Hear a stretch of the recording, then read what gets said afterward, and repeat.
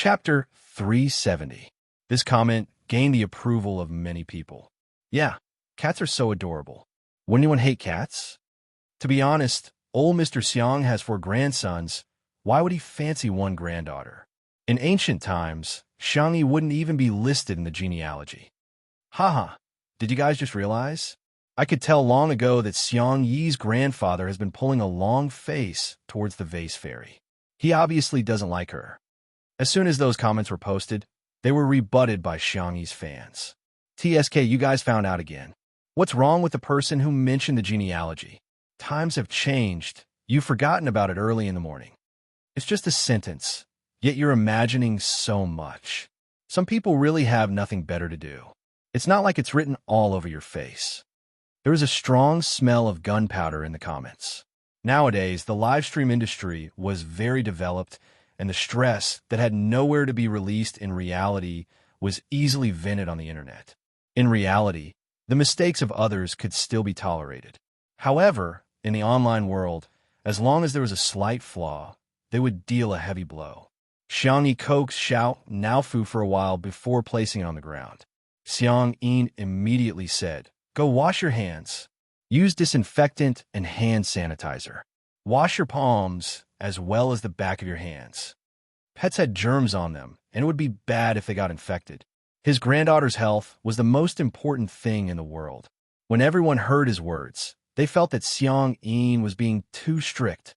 "Got it, Grandpa." Xiangyi obediently went to wash her hands. After washing up, she picked up her chopsticks and ate 2 mouthfuls of food. Xiangyi began to nitpick again. "Tie your hair up. It's covering your eyes." Xiangyi had her hair tied up in a bun, but she left her fringe slightly long because she hadn't cut it in a while. "It can't be tied up." She gestured to the length and suddenly found a small hair clip to clip her fringe up, revealing her fair and smooth head. There was a trace of satisfaction in Xiang Yin's eyes. "Yes, my granddaughter looks the best when her hair is tied up." In a live stream, Xiang Yin's grandfather is so fierce. I'm shivering in front of the screen. It's true that he hates her. Otherwise, he wouldn't be so picky. Why does it feel so real? My mom also likes to let me comb my hair up to reveal my forehead. However, even though some people were cursing, they were watching with more enthusiasm than anyone else. After the meal, Zhong Yi and Jiang Jiang had the habit of taking an afternoon nap. But when Jiang Jiang heard that Xiang Yin was going to make malt candy, she skipped her afternoon nap and instead scurried over to Xiang Yin's side to watch him. Little Rabbit Farm had sent some half-finished products over. The old man sat in the pavilion, leisurely boiling maltose in a small pot. A gentle breeze blew past, and the flowers by the pavilion fell. The green hills in the distance were faintly discernible. In the courtyard, a few ducks passed by the pond. The scene was beautiful and poetic. There were fewer bullet screen comments in the live broadcast room. Everyone was enjoying the tranquility and warmth of the moment. The old master's movements were skillful, and it was obvious that he had done this many times in the past. He used a slender piece of wood chopped from bamboo to boil a round maltose candy.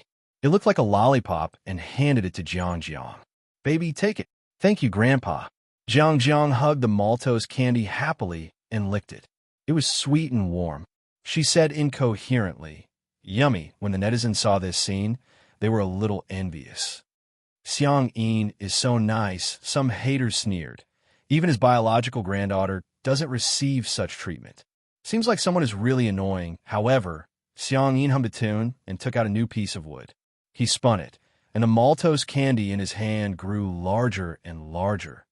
The netizens began to feel that something was amiss. Chapter 371. The bright, light yellow maltose candy was emitting steam. Gradually, the candy ball in Xiang Yin's hand became several times larger than the one he gave to Jiang Jiang just now. Xiang Yin picked it up and looked at it, but he still felt that it wasn't enough.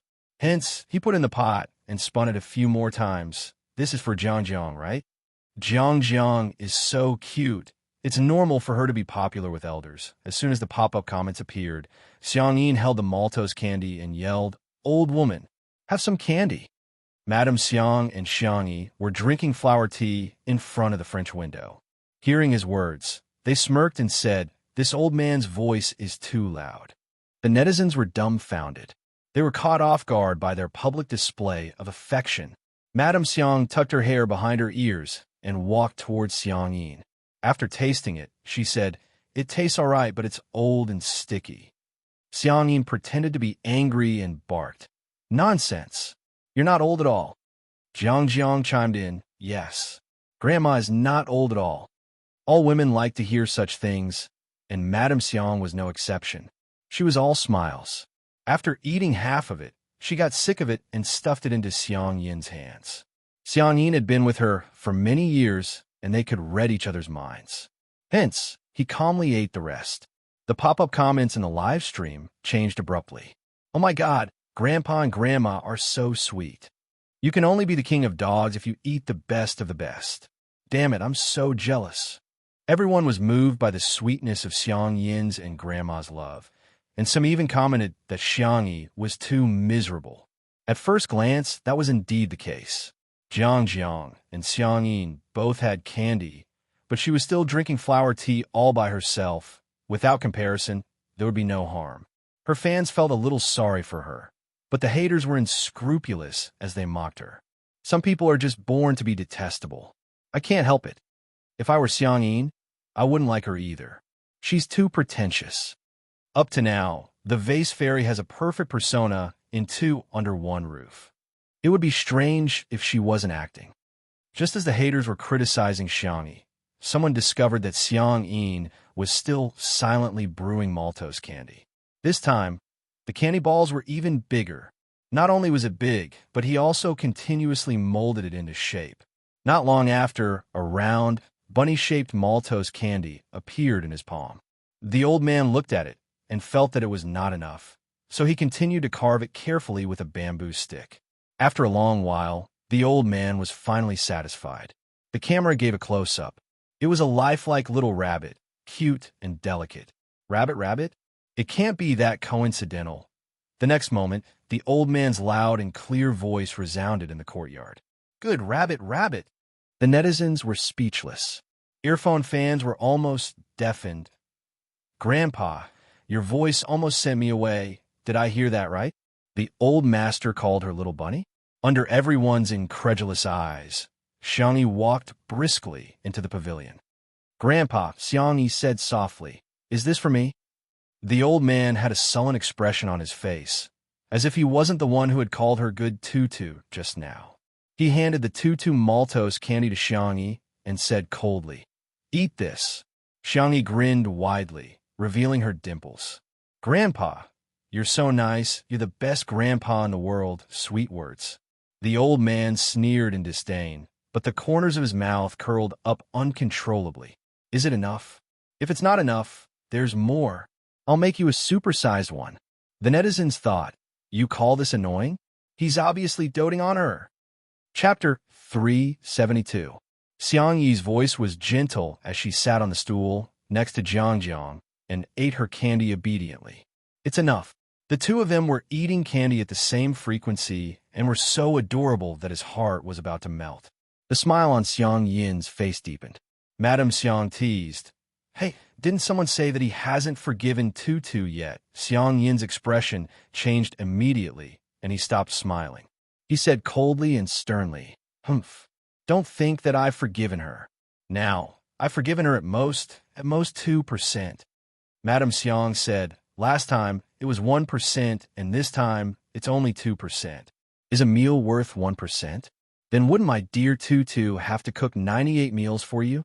Old man, you're just trying to cheat her out of her food." The netizens in a live stream were amused by old Mrs. Xiang's words. "Ha, old Mrs. Xiang is so sarcastic. Why did you say that you've forgiven her? What did Xiangyi do?" I suddenly feel that Xiangyin is the arrogant one.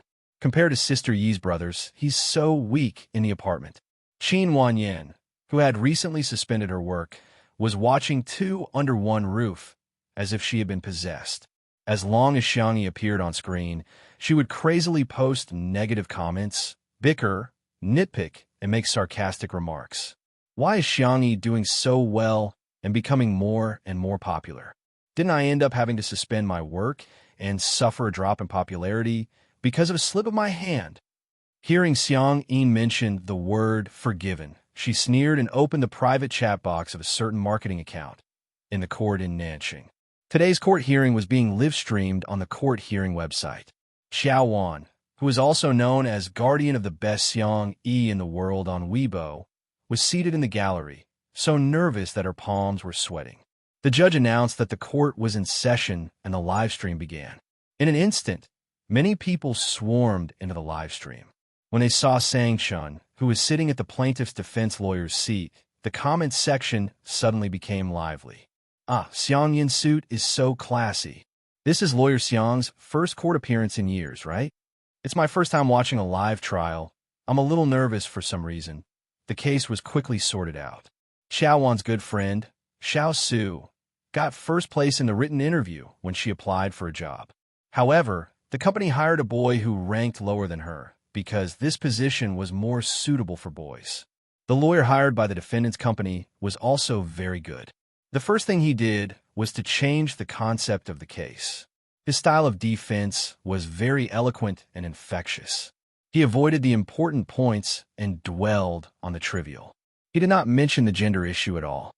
In conclusion, the defendant refused to admit the plaintiff not because of the plaintiff's gender, but because the plaintiff's overall ability was insufficient. Xiao Su's face was pale. The failure of the interview was a huge blow to her. Now that she was going to suffer a second blow, she felt a little uncomfortable physically and mentally. Taking advantage of her poor state, the company's representative attacked her without restraint. We think that Miss Su has a social disorder. As we all know, a serious social disorder is a psychological illness. Our position is really not suitable for her. In a live stream, some people felt that what they said made sense. That's right. How could they hire a ticking time bomb into the company? Getting first place in the written interview doesn't mean anything. Maybe she has high scores but low abilities. To be honest, this position is indeed not suitable for a girl. Given her age, she's going to get married and have children in 2 years. Who's going to bear the company's losses? Chapter 373. While the group of people were having a heated discussion, Xianxia raised his eyebrows slightly in reality. Are you done? The man's voice was thin, cold, and low, and it exuded a powerful aura. The two people in the dock subconsciously shut up.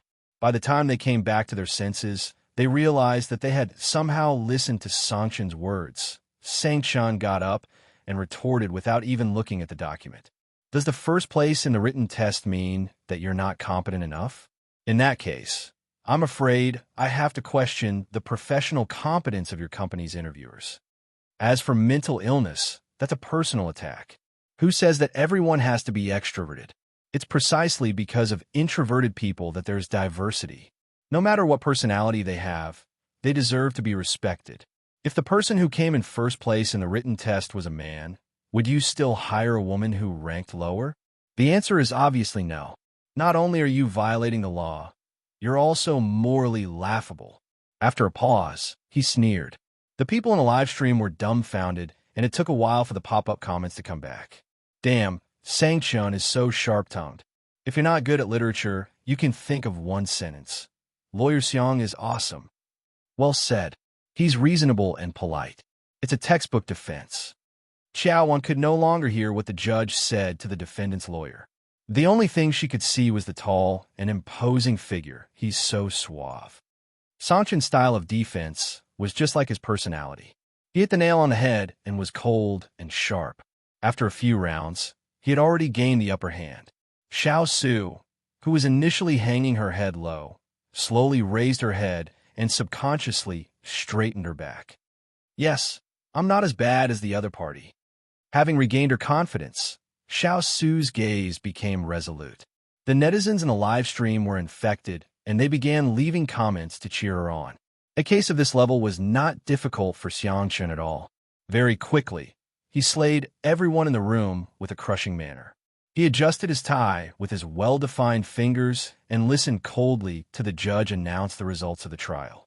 In the end, Xiao Su won the lawsuit. Although she did not receive much compensation, she smiled for the first time in days. Lawyer Xiang, thank you. Xiao Su sniffled and continued. And you, Wan Wan, thank you for helping me so much.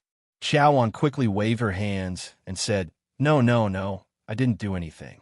It's all thanks to Lawyer Xiang. Xianxia replied calmly, You're welcome. The three of them left the courthouse and were immediately surrounded by local reporters. Other than a reporter from a legal program, the rest of the reporters were there because of Xianxia's popularity. Reporters from programs such as anti-mediation, matchmaking, and so on all came to join the fun. Lawyer Xiang, will you take the path of a public interest lawyer in the future? Mr. Xiang, are you interested in joining our dating show? Are you a feminist? What do you think of the sentence, I'm sorry for being born a woman on the internet? Xianxia was expressionless. He had no intention of cooperating with him at all. However, when he heard a certain question, his eyebrows furrowed. Regardless of whether you were born a woman or a man, there's nothing to be sorry about. There's no need to differentiate between men and women in this world, because too many people don't understand the concept of equal rights between men and women. He had a cold aura, and his facial features were profound. His speech affected everyone until Xiao Wan accidentally blurted out, Brother Damao is so handsome. Xianxia's expression gradually stiffened. Chapter 374. Xiao Wan's eyes gradually widened in horror. Why don't I think before I speak? A reporter got the joke and burst into laughter. Smog is Sameo Go. Hades is Brother Sanmao. Dr. Xiang is Brother Ermao. And Lawyer Xiang is Brother Damao. It doesn't seem like there's anything wrong with that. The group of people was about to laugh when they saw Xianxia's cold and handsome face. He raised his eyebrows slightly. Is it that funny? Everyone. It's not funny. It's not funny at all. The reporters gradually dispersed. After thanking Xianxia again, Xiao Su got ready to take the subway. Xiao Wan grabbed her wrist and tried to leave with her, but Xiao Su pried her fingers off one by one. Sister, take care and come back alive. Xiao Wan. At the stairs, only Xianxia and Xiao Wan were left. Xianxia sneered. Brother Damao? Xiao Wan trembled in fear. This nickname isn't derogatory. Only people who really like sister, you would call you brothers that. Huh. The man chuckled coldly and slowly adjusted his sleeves. Xiao Wan felt a chill down her spine. She felt that Xianxia was like the villain in a movie at this moment. She had a strong desire to live. Lawyer Xiang, I've snatched Sister Yi's e-magazine. Xianxia paused in his actions. He was a step too slow when the competition started just now and didn't manage to snatch a single copy. Instead, Xiao Wan successfully snatched the cover of Xiangyi's B edition with her fast hand speed. Lawyer Xiang, look, this photo of Sister Yi looks so much like the little princess. This photo of Shi Yingdi hugging her makes her waist look so slender. And this photo of the two of them holding hands. Mother Astra's curves are so satisfied. Oh, this is so untimely. Xiao Wan scrolled through the photos and explained in real time. However, she felt an inexplicable chill. She looked up and realized that Xianxia was staring at Shi Sui's hands. His deep eyes narrowed dangerously, and he looked like he wanted to chop off Shi Sui's hands. Xiao Wan gulped and tried to explain. Actually, a two-person cover is already considered a very small. There were some double covers, some kissing scenes, and some seductive driving poses.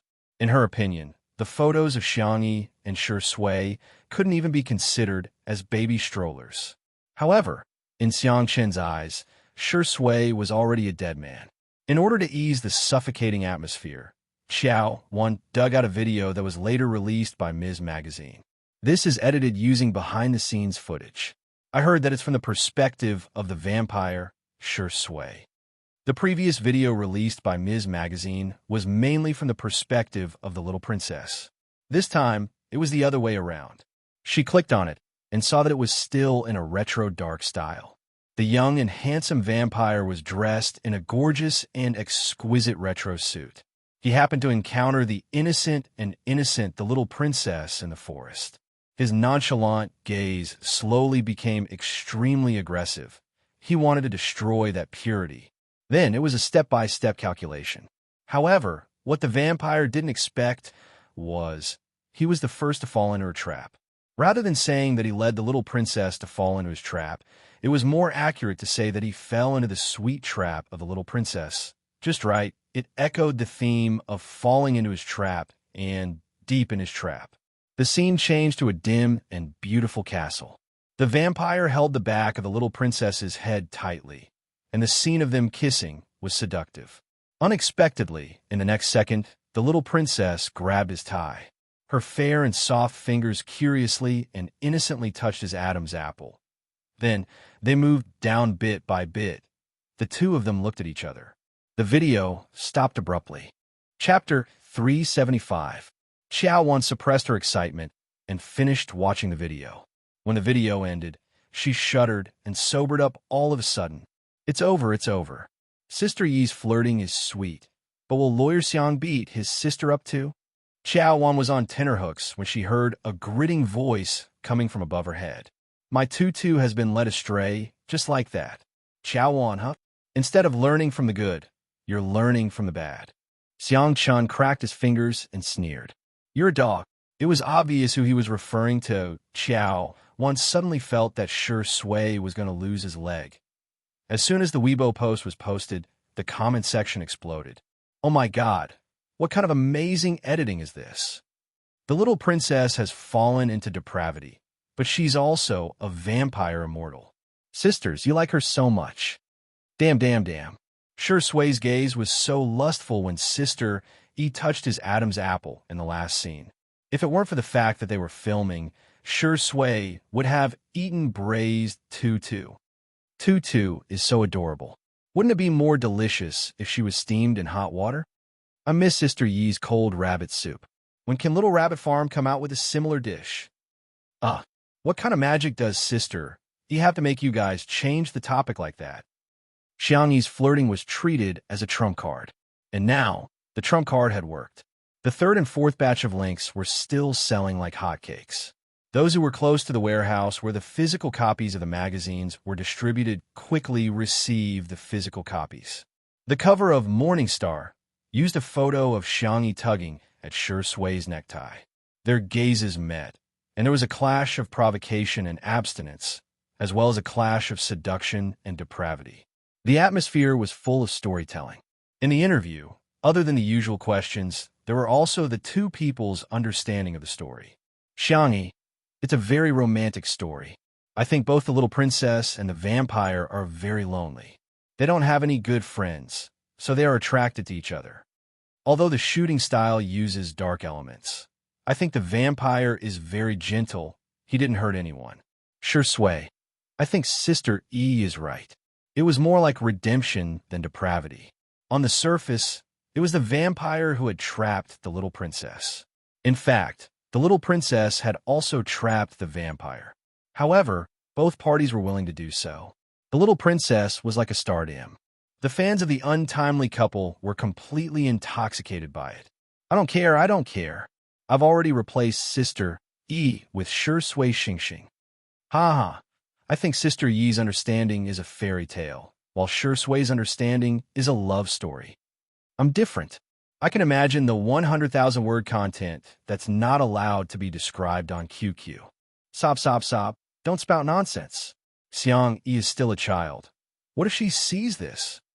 By 7 o'clock in the evening, MS's Weibo post had been reposted more than 100,000 times and liked hundreds of thousands of times. In a sense, untimely couple had really stepped out of the entertainment circle and entered the public eye. The number of fans who were in favor of the couple also increased rapidly. Just as everyone was in harmony, a certain marketing account released a video titled Interview with Xiang Yi's ex-fiancée.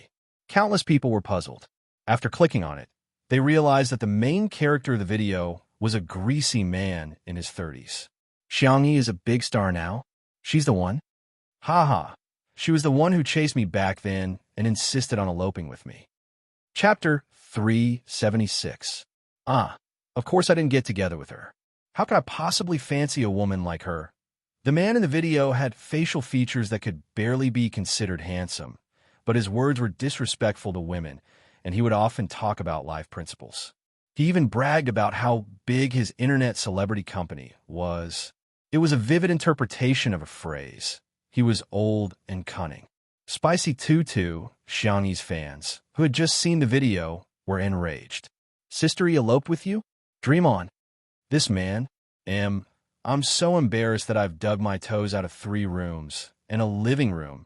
Spreading rumors requires a lot of effort, but refuting them requires a lot of effort. There must be a bottom line, even when it comes to creating hype. Okay? However, the male lead of the video had probably tasted the sweetness brought about by the popularity of the video, as he soon released a second video.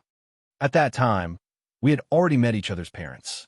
Of course, I didn't fancy her, but she pestered me too much and insisted that I marry her. But her family didn't agree. In order to see me, she even climbed over the wall at home. Oh, yes, for my sake, she even made her grandmother faint from anger and sent her grandfather to the hospital.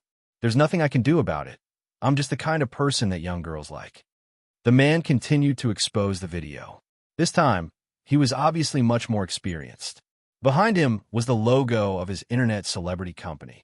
As he spoke, he showed everyone the chat history between him and Xianxia.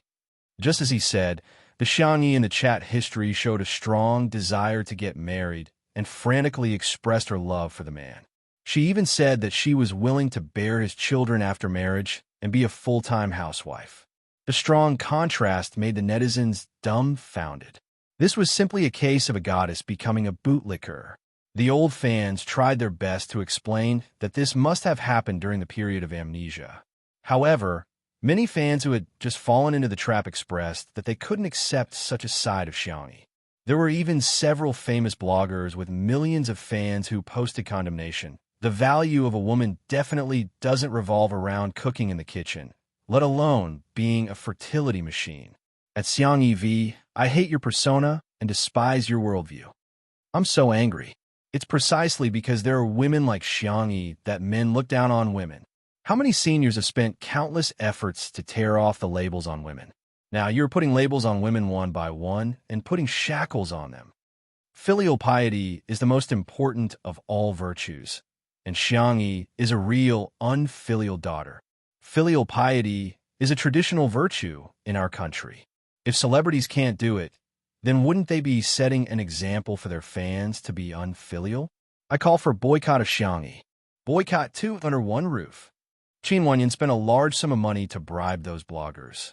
When she saw countless netizens scolding Xianxia, she instantly felt that her money was well spent. As for the man who broke the news, she was the one who first found a gossip media outlet and claimed that Xianxia was not as innocent and naive as the netizens thought. On the contrary, she had a dark history of eloping. That gossip media outlet was like a fly that had smelled rotten meat as they found the informant. Coincidentally, the informant also wanted a ride on the hype. Hence, both parties hit it off and came up with a huge piece of news. Brother Xian, do you have Xianxia's contact number? We can record a conversation between you and her. It'll definitely go viral. The person in charge of the gossip media outlet suggested. With a look of guilt in his eyes, Xianxia said stubbornly, her number has already been changed. What about her family? How many brothers or grandparents? I'm taking a leave of absence. I'll make up for it tomorrow. Good night equals W. Smiley face. Chapter 377. Xianxia said vaguely. Her brothers are all very busy. Even if I call them, they might not answer me. In fact, he didn't even have the contact information of Xianxia and the others. There was actually nothing between Xianxia and Xianxia. At that time, Xianxia was just eager to get rid of the Xiang family. After all, he was a man in his 30s, and she couldn't hide her intentions from him at all. Besides, it wasn't that he didn't fancy Xianxia, but rather, the Xiang family didn't fancy him at all. However, Xianxia felt that it wouldn't be a big deal to make use of some dramatic plots. Anyway, the hype would bring about popularity. In just a short while, there were plenty of small internet celebrities who wanted to sign a contract with his company. What about Xianxia's grandparents? They're doing a live broadcast. If you call them, the popularity will definitely be explosive. The person in charge of the gossip media said. They were not philanthropists. They were taking such a huge risk to expose the news for the sake of money. As for Xianxia's life, It was not within their scope of concern. Think about it. If your company becomes the top in the industry and produces an online celebrity, you'll be more impressive than an entertainment star. As Xianxia listened, he was tempted. I have her grandfather's number, but I can't guarantee that he will pick up. The person in charge was overjoyed. It's okay. If he picks up, we'll write about it. If he doesn't, we'll write about it too. If he doesn't pick up, I'll write something like Xianxi's grandfather treats his granddaughter like dirt, abandons her like an old shoe, and doesn't care about her marriage at all. Xianxia said, okay then. A few minutes later, in the gazebo of the manor, Xiangyin's cell phone rang. Good luck to you, good luck to you. Good luck brings joy and love. The down-to-earth ringtone made the staff at the scene burst into laughter. In particular, Li Jianyu's goose-like laughter was very charming, causing the netizens in the live stream to criticize him. Xiangyin's ringtone is so cute. Son, others are singing, but you're laughing. Director, you don't laugh on my variety show, huh? I'll lead the way. Xiangying looked at the number on the screen. Although he was old, he had a photographic memory. He sneered and hung up the phone. Although Xiangying had a bad temper, he wouldn't hang up on others so rudely. Xiangying asked curiously, Grandpa, what's the matter? Xiangying said, it's all because of that piece of dog skin rash that you provoked. Xiangying? ? Madame Xiang frowned and asked, Xianyu? Who else could it be other than him? Upon hearing this unfamiliar name, Xiangying, who was biting the tutu candy, was dumbfounded. Li Jianyu explained tactfully, Sister E is a man who claims to be your ex-fiancé. He's live streaming right now, and he's calling your grandfather. It was obvious that he was trying to ride on her popularity. 2 Under One Roof was currently a live broadcast program with a stable viewership of more than a few million people. It was extremely influential. Xianyu's move was too disgusting. He was obviously trying to ride on the popularity of Xiangying and the show. While they were talking, Xianyu called again. Xiangying was furious. Why did you block his number? After pondering for a moment, Madame Xiang said, give me your cell phone. Xiangyi's grandfather was puzzled, but out of the habit of loving his wife for many years, his hand reacted before his brain could as he handed the phone to her. Old Mrs. Xiang pressed the answer button and said gracefully and composedly, Mr. Xen, what can I do for you? Chapter 378. On the other end of the line, Xian didn't expect someone to pick up at all. He was flustered for a few seconds before pretending to be familiar with her. Hello, Grandma. I'm Xianyu. How have you and Grandpa been lately? Xiangying flew into a rage. This shameless bastard. How dare he mention that? If it weren't for him, would old Mrs. Xiang have fainted from anger? However, the netizens felt that this ex-fiancé was quite polite. Hence, there were even more comments directed at Xiangying. Many people's jealousy could be felt through the screen. To be honest, this middle-aged man is good-looking, has a successful career, and is polite too. He's more than enough to be a good match for Vase Fairy. In my opinion, with his qualities, he can get any woman he wants. Xiangying is just an actress. How can she have the cheek to be picky? TSK, she has such high standards. I think she's just a scheming woman who looks harmless on the surface. If she wasn't picky, how could she be a couple with Sure Sui now? Madame Xiang said calmly, your grandpa and I are doing well. Xianyu, how about you? Are your legs okay? On the other end of the line, Xianyu choked. His dark history from back then surfaced uncontrollably. He had indeed been to the Xiang family home before. Although he knew that Xiangyi had ulterior motives, he still harbored evil intentions and tried to make things happen. Unfortunately, as soon as he locked the door, it was kicked open.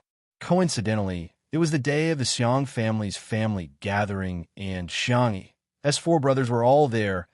Hence, Xianyu was later hospitalized for 3 months. Having been hit where it hurt, Xianyu said in a stiff tone with a trace of awkwardness on his face, Grandma, I actually have something to say to Xiangyi. I wonder if you can give me her contact number? The person in charge of the tabloid media had taught him that. If Madame Xiang refused, he would ask if it was because he was afraid that Xiangyi still had feelings for him.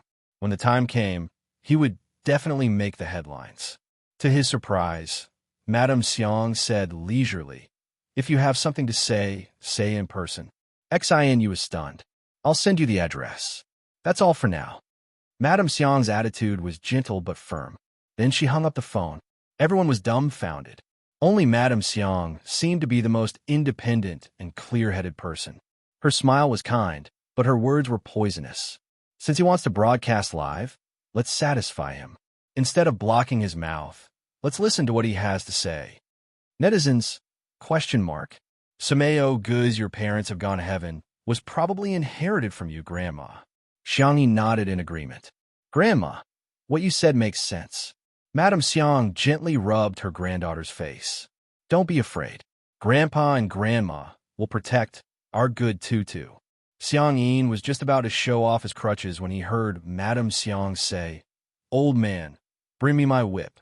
Li Jinyu got a great shock and hurriedly persuaded, Grandma, we're still in the middle of a live stream. We can't have any violent or bloody scenes. Madame Xiang smiled and said, Why would I? I'm teaching my good Tutu how to hit a spinning top. The netizens were dumbfounded. Isn't there something wrong with this? Xianyu initially refused to go to the manor. After all, he was worried about his leg.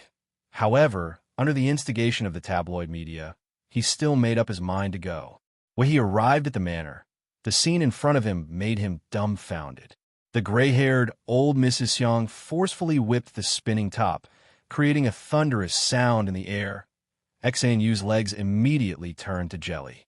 Chapter 379. However, Madame Xiang even took the opportunity to explain to everyone elegantly while whipping the whip. Spinning top is an ancient and traditional game. It's a good way to exercise for the elderly. The harder you hit the whip, the faster the spinning top. Glancing at Xianyu, who had rushed over, Madame Xiang said smilingly, There's another saying among the people. It's called whipping the wretched. Xianyu shuddered. The netizens were appalled. Spinning top. Why did you hit me? Aggrieved. JPG, I suspect that Madame Xiang is hinting at Xianyu. That's probably an elegant and vicious tongue. Is Xianyu trembling? No way, right? Is he that cowardly? Ha! Damned old woman, you're taking advantage of your seniority. It's your granddaughter's blessing that he fancies her. If you're sick, get it treated. Our sister E is loved by all. There are plenty of puppies and puppies who adore her.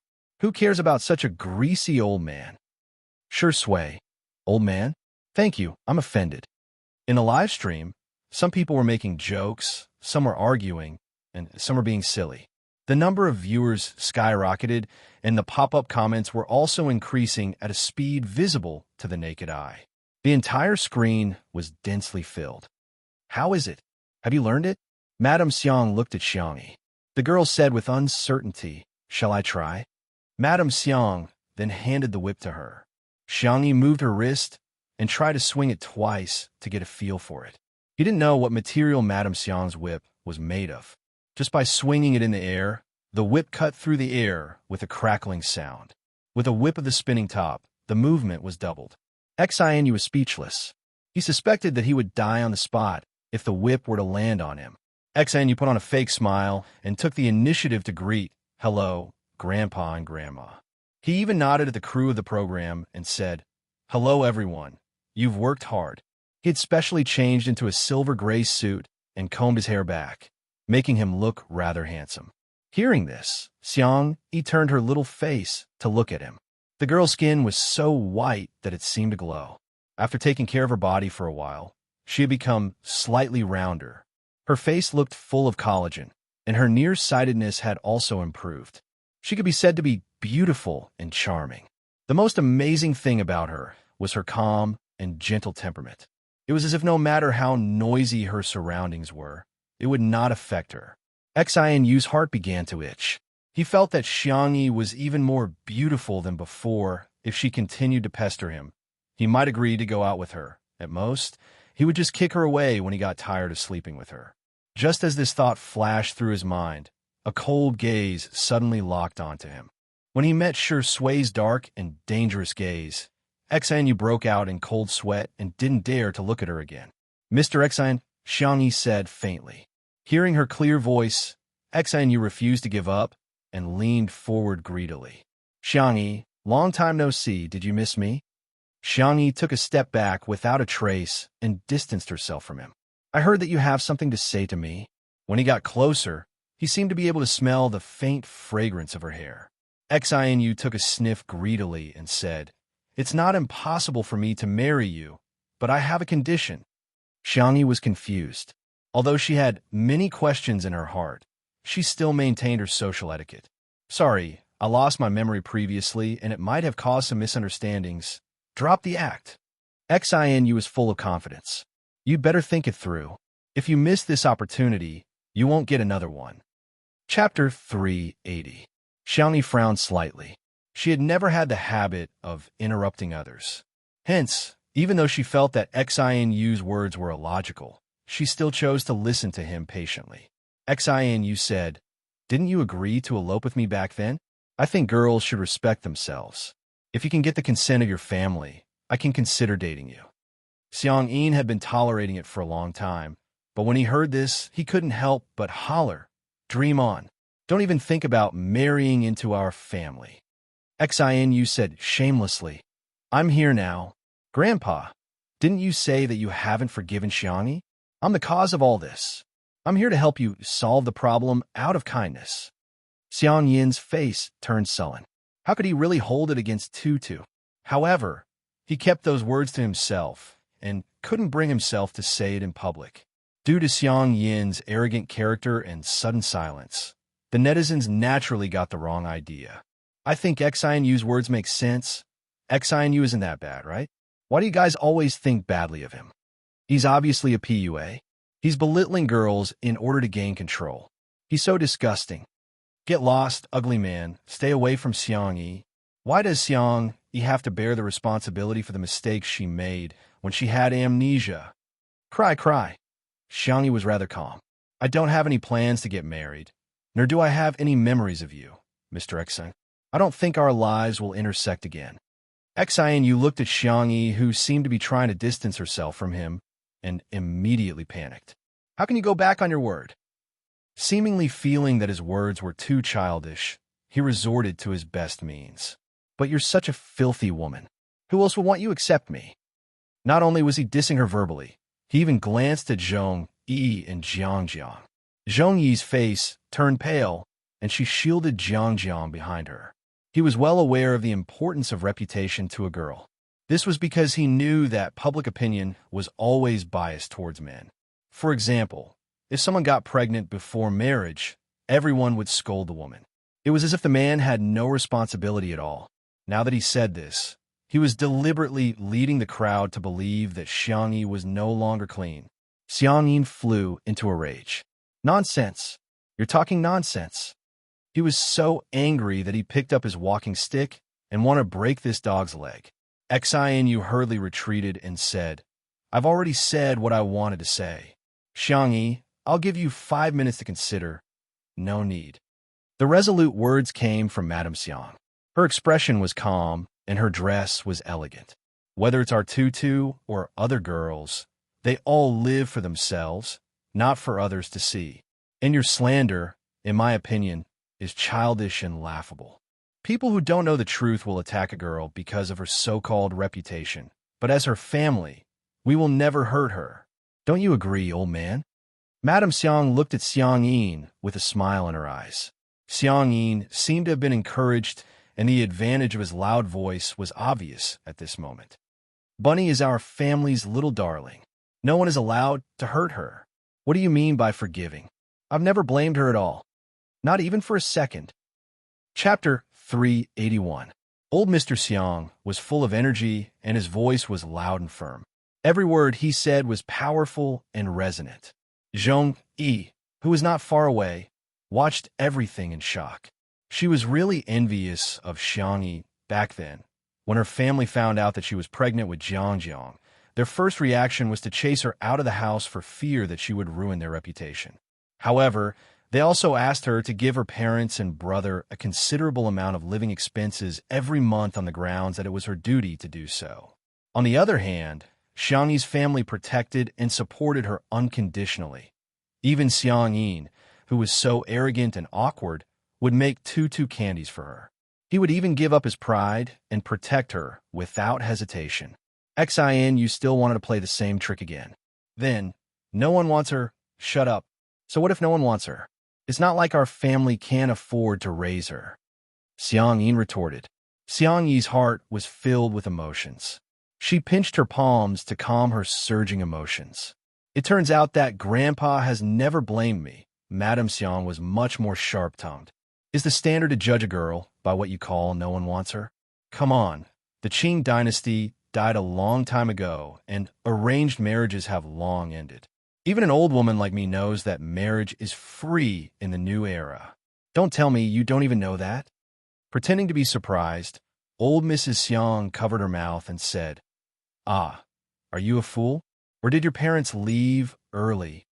Xinu's face immediately turned as red as a pig's liver. In the live stream, the Spicy Tutu fans were overjoyed. Grandpa Xiang and Grandma Zhu and Dodon's sister eat so much. Your parents left early equals you're an orphan. Thank you for Grandma's online lessons. Grandma's combat power is definitely on the SSR level. Xinu is at most in her card. Xinu's gaze was erratic. He didn't expect Xiang Yin and Madame Xiang to be so difficult to deal with. They had clearly been hurt by Xiangyi at that time. So why did they still choose not to hold it against her? That was beyond Xinu's understanding. Since he couldn't persuade his family, Xinu wanted to continue pressuring Xiangyi. Didn't she want to break away from the Xiang family? Without him, how could she have succeeded? At the thought of this, Xinu suddenly regained his confidence. He looked at Xiangyi affectionately and said, Actually, I don't look down on you that much.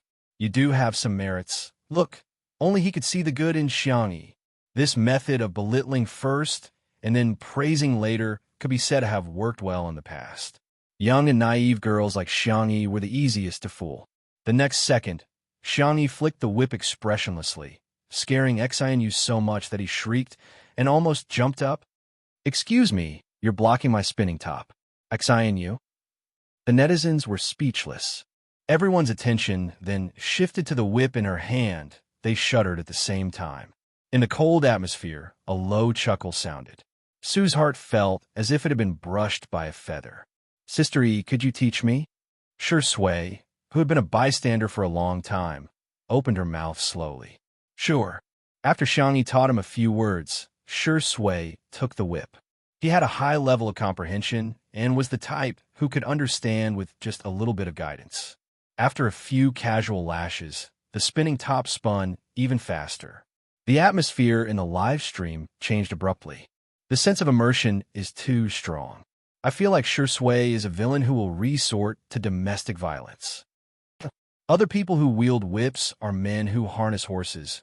Why is this man so and so handsome? Chapter 382. Xinu was speechless. He somehow felt that this man was treating him like a spinning top. In particular, his gaze seemed gentle, but actually contained a strong sense of oppression. His scalp turned numb as he slandered Xiangyi. You'd better stay away from such a woman. She can elope with anyone she wants. Is that so? Sure Sui chuckled, as if the scenery around her had come alive. Is there such a good thing? Xinu was dumbfounded. There was an uproar in the live stream. Official announcement? Thank you for the help, buddy. You can get your bento box now. Aw, don't laugh like that. Who can stand it? Attacking and belittling women is not a gentleman's behavior. It doesn't make you look noble. Sure Sui said unhurriedly. If you can't even show respect, I'm very suspicious of your real purpose for coming here to look for Sister E. There are some things that everyone was well aware of, but they just didn't say it out loud. Sure Sui, on the other hand, exposed Xinu's ugly and dirty thoughts. Xinu was immediately embarrassed. I came to look for her because she said that she wanted to marry me and even pestered me. So, do you like her? Of course not, but after all, she's been pestering me. Xinu began to spout nonsense under Sure Sui's intimidating aura. Sure Sui nodded slightly with a clear expression. Mr. Xinu, you're really contradicting yourself. On one hand, you belittle Sister E and keep saying that you don't fancy her, but on the other hand, You're pestering sister E like a dogskin plaster and insisting on marrying her despite her wishes. I think I can use one word to describe your behavior. After a pause, he turned to look at the camera and tilted his head slightly. If I say it out loud, our live stream will probably be banned. His fair and slender fingers gently pressed against his lips. Shoo! A large group of viewers in front of the screen were stunned. Shocking. Shui actually knows how to act cute. Okay, don't talk. Otherwise, I'm going to remember your name. Ha. Shui is so mean. Others don't hit people in the face, but he's hitting people in the face. Xianxia was rebuked until he was like a mute, unable to say anything for a long time. At this point, the audience was not stupid. They could tell that he had ulterior motives. However, there were still people who used Xianxia as an excuse to scold her. Shui seemed to have guessed the public opinion on the internet. He leaned lazily against the pillar of the pavilion with his long legs slightly bent. Xianxia doesn't even fancy me. Why would he fancy you? Everyone, come on, you're the best actor. Can't you have a bit of a burden? How can you be so self-deprecating? Even the haters aren't as good as you. Xianxia, who had always found Shui to be an eyesore, suddenly felt that this rascal. It was all right. He snorted. What's there to compare that dog with you? Comparing the two of you is simply a scammer. Xianxia was speechless. It's a knowing blow. Xianxia's grandmother said smilingly, Mr. Exon, don't feel inferior. You're still better than Shui in one aspect. You may be ugly, but you're thick-skinned. Xianxia was speechless. Doubles? At this moment, Xianxia, who had been missing for a long time, finally returned. It was holding a fat rat in its mouth and nimbly jumped to Xianxia's feet before throwing it onto his shoes. Xianxia exclaimed, "Oh, rat! There's a rat!" He was so frightened that he completely lost his composure, as if he was a ridiculous clown. The crowd burst into laughter. Anger rose in Xianxia's heart, and he kicked at Xianxia. However, a creamy yellow figure at the side pushed Xianxia away. Before Xianxia's foot could even touch a few strands of its fur, little Shiji rolled on the ground and went far away. It hummed feebly and aggrievedly. Woof! Xianxia's eyes widened in shock. Scammer. This is what you call scammer. Why are dogs pretending to be White Lotus these days? Chapter 383. In the eyes of the netizens, little Shiji was trying to protect Xianxia, but in the end, Xianxia kicked him hard. Dog lovers are condemning him. Damn it, this ugly man is so vicious. It's just an innocent and pitiful dog. Pitiful. Someone said that Xianxia was in the wrong and was immediately rebuked. It's only right for cats to catch mice. Isn't it because Xianxia is so outrageous that even Xianxia can't stand it and teach him a lesson on behalf of Sister E? I don't care. Xianxia is the cutest in the world. I won't allow anyone in this world to dislike it. Xianxia hurriedly went to check on little Shiji's injuries while little Shiji continued to put on an act and rubbed its head against her calf. Even Xianxia was fooled and scurried over with its short legs. Meow, meow. Stray dog, what's wrong with you? Little Shiji barked. Woof, woof. Xianxia didn't know how to speak dog language, but it felt as if little Shiji was saying, "My wound hurts so much." After hesitating for a few seconds, it condescended and licked little Shiji's fur while swallowing the humiliation. Meow.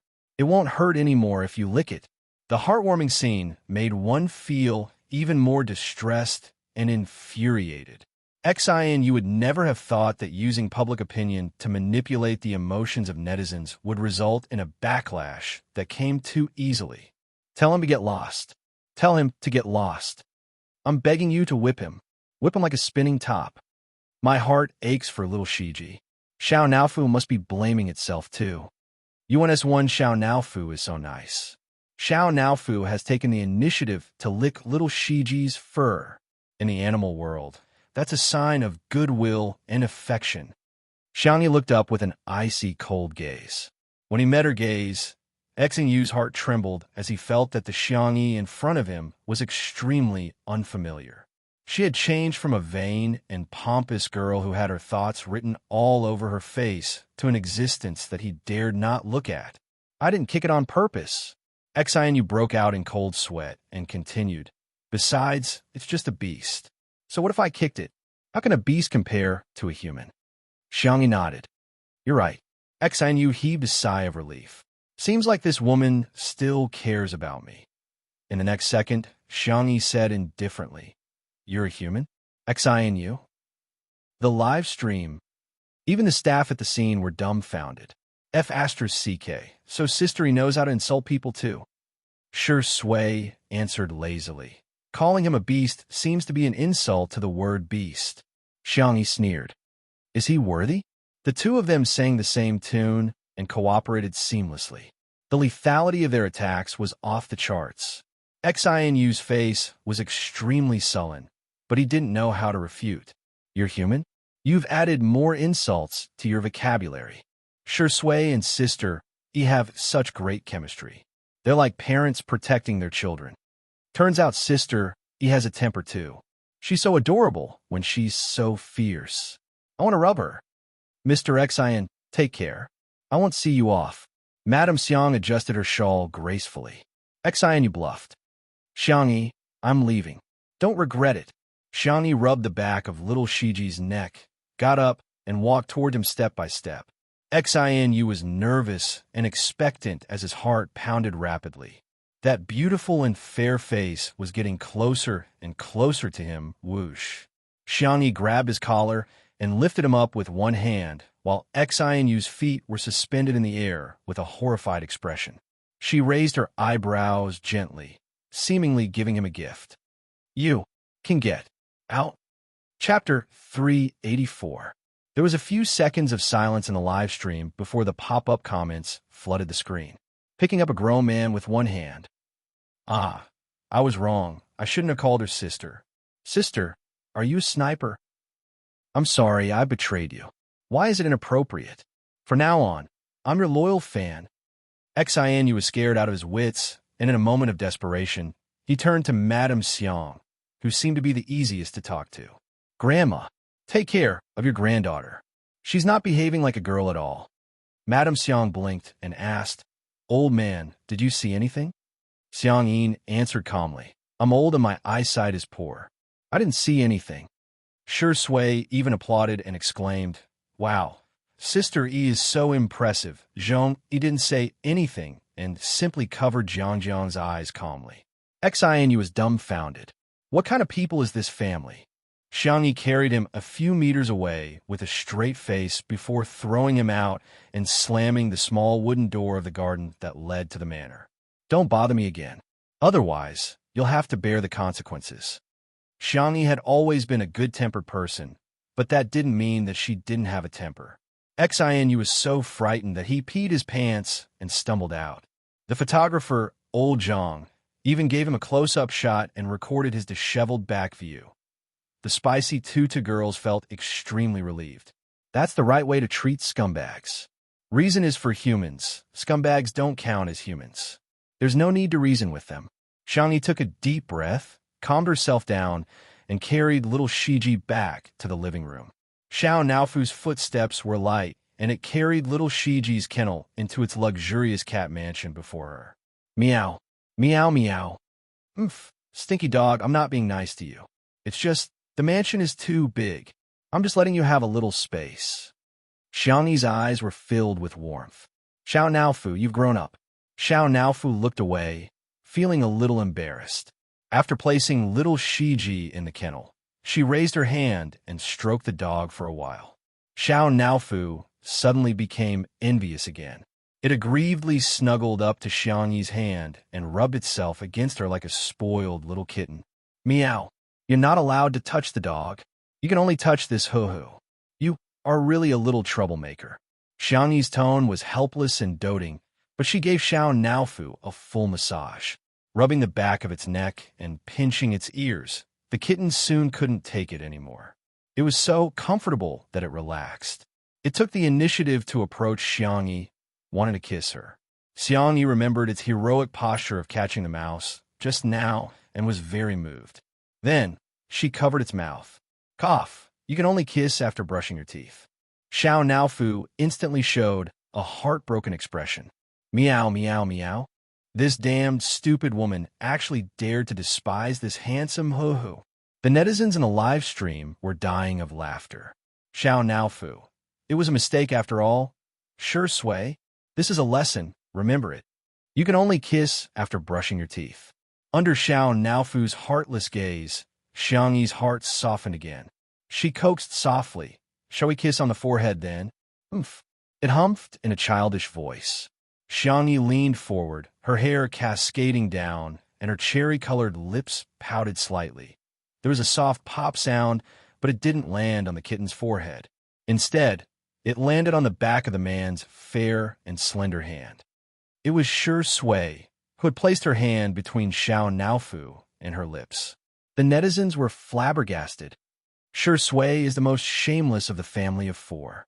Chapter 385. He did it with his own hands. That means he kissed her on the lips. Hey, aren't you going a little overboard by rounding things off? Xiao Naofu's expression is so funny, cat.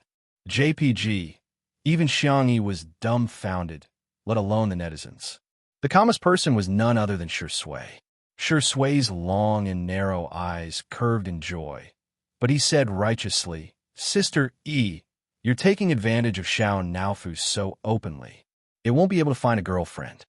Xiangyi? Xiao Naofu? The netizens? Li Jianyu's mouth twitched. Daddy sure, although Xiao Naofu and little Shiji are not humans.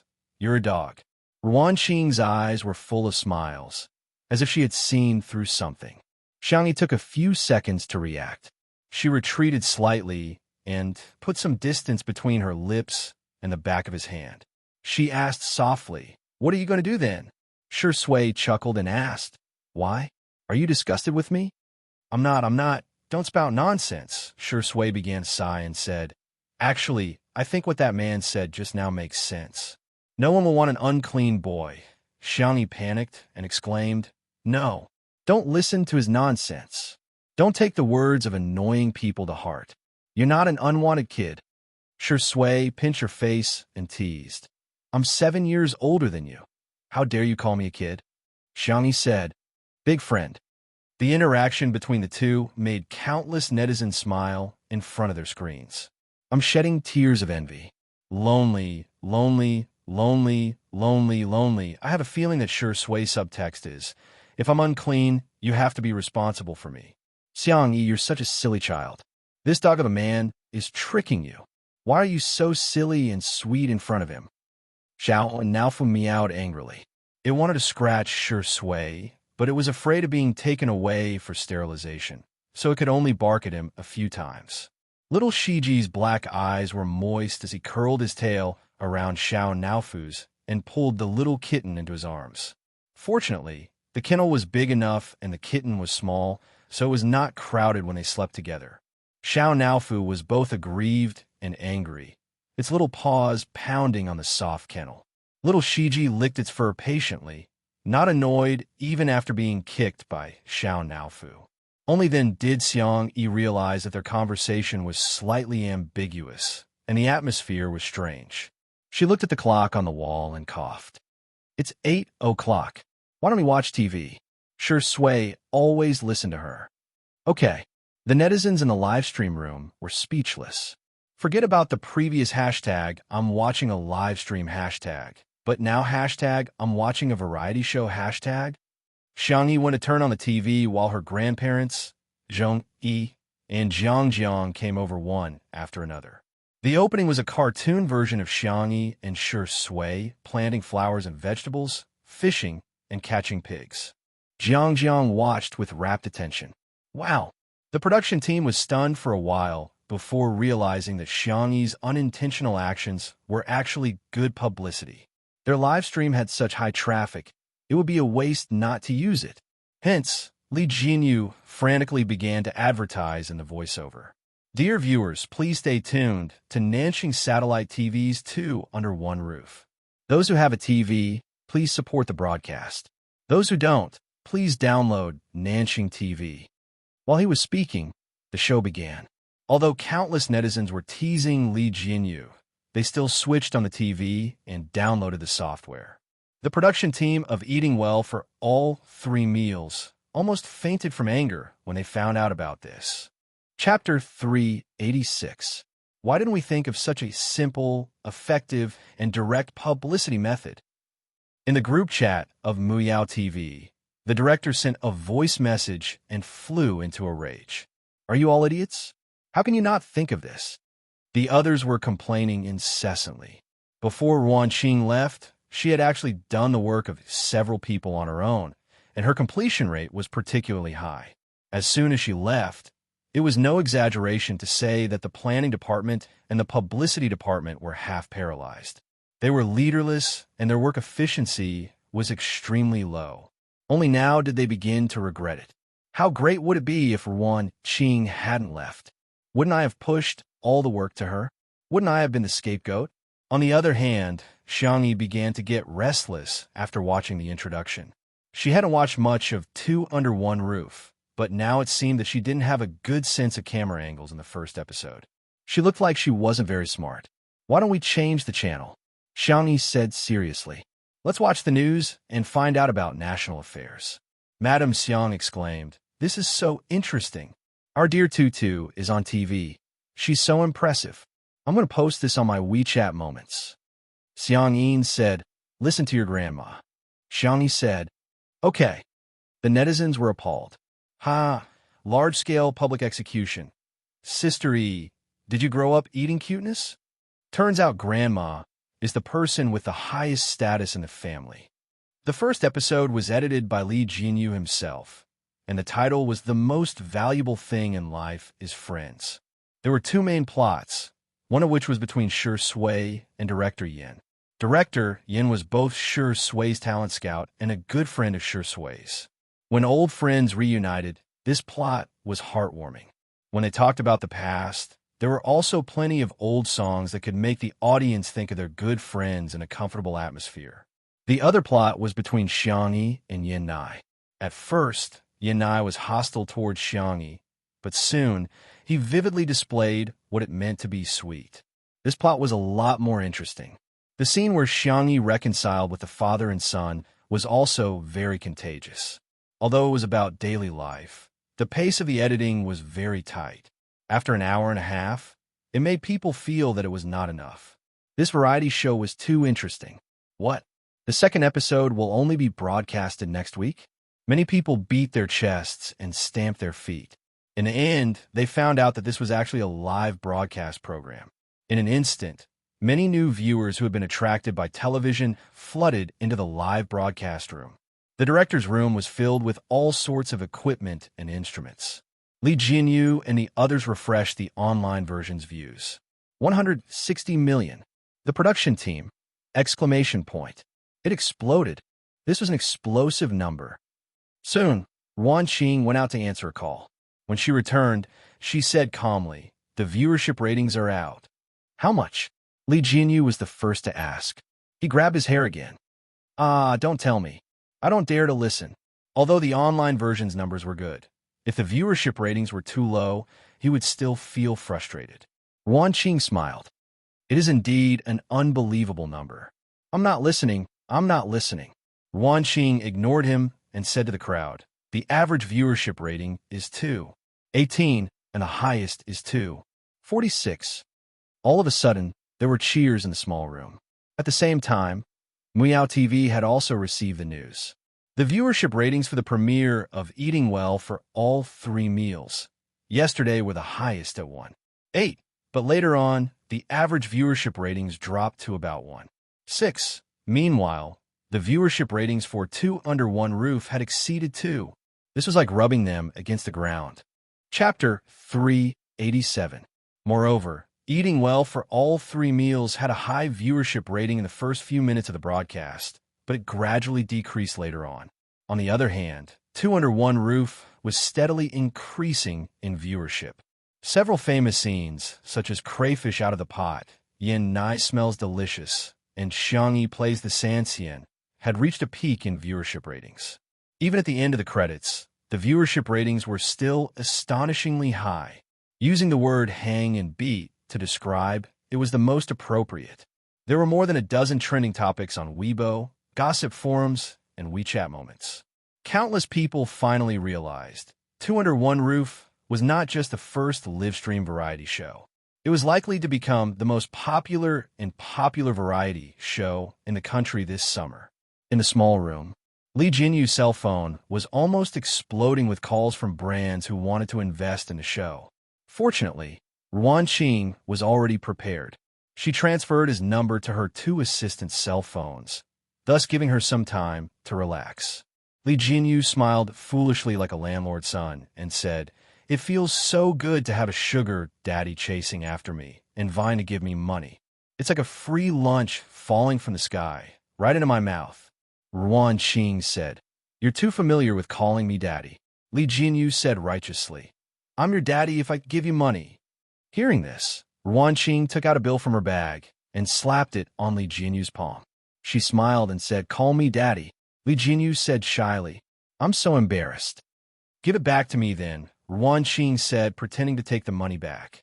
Li Jinyu immediately corrected himself. "Daddy Ruan, you have to keep your word." Ruan Qing touched her chin and said, "So that's how it feels. Call me daddy again." "Indeed, it feels pretty good. Do I have to call you daddy just because you want me to? That'll be another price." Li Jinyu said seriously. Ruan Qing was speechless. It was getting late at night. Xianxia and Madame Xiang had a regular routine, and the two of them went to rest early. Jiang kept rubbing her eyes. After Zhong, he helped her wash up. She couldn't fall asleep, and thus returned to the living room. By the floor-to-ceiling window, Shui was reading a book. The warm light blended a warm glaze on his handsome face, softening the contours of his whole person. He was completely different from the sharp and paranoid state he had been in during the filming of the movie. Xiangyi was brushing Xiao Naofu's teeth. After carefully brushing his teeth twice, the little cat was already sleepy and was properly placed into a soft and fluffy cat bed. "Good night, Xiao Naofu." Little Shiji licked her palm, while Xiangyi rubbed the Shiba Inu's head. "Good night, little Shiji." Zhong Yi looked at her in surprise. She seemed to understand why Shui treated Xiangyi differently. The most irresistible thing in this world was gentleness. "Senior Zhong." Xiangyi saw her and took the initiative to greet her. "Do you want to eat supper?" The audience, who thought that the live stream was about to end, suddenly wailed, "Stop! Stop it! Gain 3 pounds every time you live stream. Sister E, are you hungry? Do you want to eat? Do you want supper? Little Vase, do you see that man by the window? Can't you go and get lovey-dovey with him? All you do is cook all day long. I'm so angry." Zhong, he was stunned for a moment and somehow relaxed. "Do you have wine?" Shui, who was reading, glanced over casually. A certain drunkard's eyes lit up. "Yes, yes." A few minutes later, Xiangyi happily came out of the kitchen with shredded squid and some side dishes. Shui was waiting at the door. He looked at her with a smirk. Chapter 388. Seeing him, Xiang inexplicably felt a little guilty. "Sister E, are you going to drink with someone?" Shui asked calmly. Xiangyi knew that he couldn't drink today because he had work the next morning. She tried to figure out what he was thinking. "Are you jealous of us?" The netizens were dumbfounded. "Sister E, what kind of dangerous statement is that? Ha, what kind of cutie is this? Huh? Pretty sister X pretty sister? That seems a little fun?" Shui looked a little helpless. "You," he sighed, "drink less." Okay. Xiangyi took a few steps out with the tray and suddenly thought of something. She turned around and said, "There's still a lot of wine in the cellar. I'll treat you to some next time." Shui chuckled and said, "Okay, I'll remember that." Zhong Yi realized that Xiangyi had suddenly become enthusiastic. After being in the entertainment industry for so many years, she had already developed an astute mind, and it wasn't difficult for her to guess the reason for Xiangyi's change in attitude. It turned out that she liked drinking. "Senior, try this shredded squid. It's fragrant and a little salty. It's also very chewy and slightly springy." Just listening to her description made Zhong Yi salivate. She maintained the elegance and restraint of a female celebrity, and only put a thin strand of squid into her mouth. Ah, it's actually so delicious.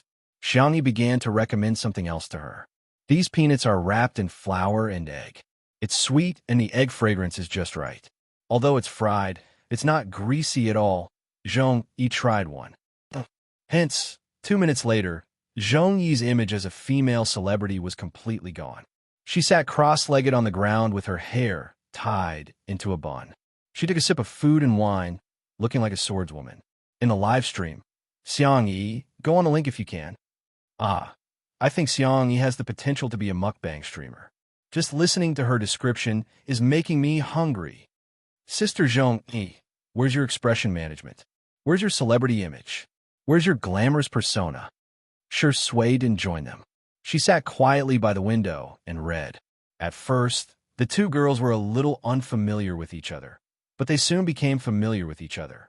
Xianxia raised her glass. World peace, no more scumbags. Xianxia clinked glasses with her, making a crisp sound. Sometimes, girls' friendship was just that simple. If you and I were on the same side and liked or hated the same person or thing, then we would be sisters from different mothers. Li Jinyu thought that it would be nice to stop there when the live stream was supposed to end, but Ruanqing signaled for him to continue. What if the car flips? No, it's a woman's intuition. Seeing that Li Jinyu was about to speak, Ruanqing choked him with one sentence. If I'm the boss, then you're the boss? Li Jinyu, lowly Shaoli, shut your mouth. Slightly tipsy, Xianxia and Xianxi's conversation went deeper and deeper. Sometimes I resent him. If it weren't for him, there wouldn't be Xianxia. I'm not afraid of others scolding me, but I'm afraid of Xianxia being scolded. I think she's a child who isn't blessed by this world. Perhaps it was because actors had a strong ability to empathize with others. But Xianxia also felt a little choked up. She patted Xianxi's back and said, "Every child is born into this world for the sake of happiness." His words touched Xianxia, and her eyes immediately turned red. Xianxia hesitated for a moment before moving closer. She then hugged Xianxia and patted her back gently. Same to you, Senior. Chapter 389.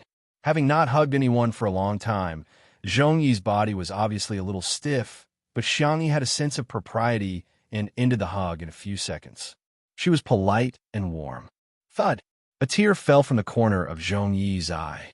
There were no cameramen in the living room, only a few fixed cameras. In the director's room, seeing this scene, Li Jinyu, a grown man, felt a lump in his throat. Although there weren't many pop-up comments in the live stream, it was very heartwarming. Xianxia is really gentle. Sister, don't cry. I can't help it when you cry. Sister Yi's words are so heartbreaking. She must be a girl who grew up being doted on. That's why she can say that every child is born into this world for the sake of happiness. Xianxi's tears fell silently for a while. She looked beautiful and breathtaking. Xianxia didn't say anything to comfort her and simply poured some fruit wine in her glass. A moment later, Xianxia got a grip on her emotions. I envy you very much. She expressed her feelings straightforwardly. You have a family who dotes on you, but I don't. During the most difficult period, no one comforted me when I called home. All they did was ask for living expenses. At that time, the most extravagant thing I ever did was to go to the supermarket at night to buy fruits that were on sale for $1 a bag. I didn't even have time to wash them and finish them on the way back. Xianxia smiled and continued. It's funny, isn't it? But I still remember the taste of those fruits. After going through so much hardship, even a piece of candy could be extremely sweet. That was why she was so resolute when she met Xianxia's father. You're the first person to say those words to me. Xianxia smiled brightly, as if no amount of setbacks could hide her beauty. Can I call you Sister E? Xianxia was a little dizzy from drinking. Resting her chin in her hand, she nodded and said sure. Xianxia put an arm around her shoulder and said proudly, Sister E, I'll take care of you from now on. There were suddenly more comments in the live stream.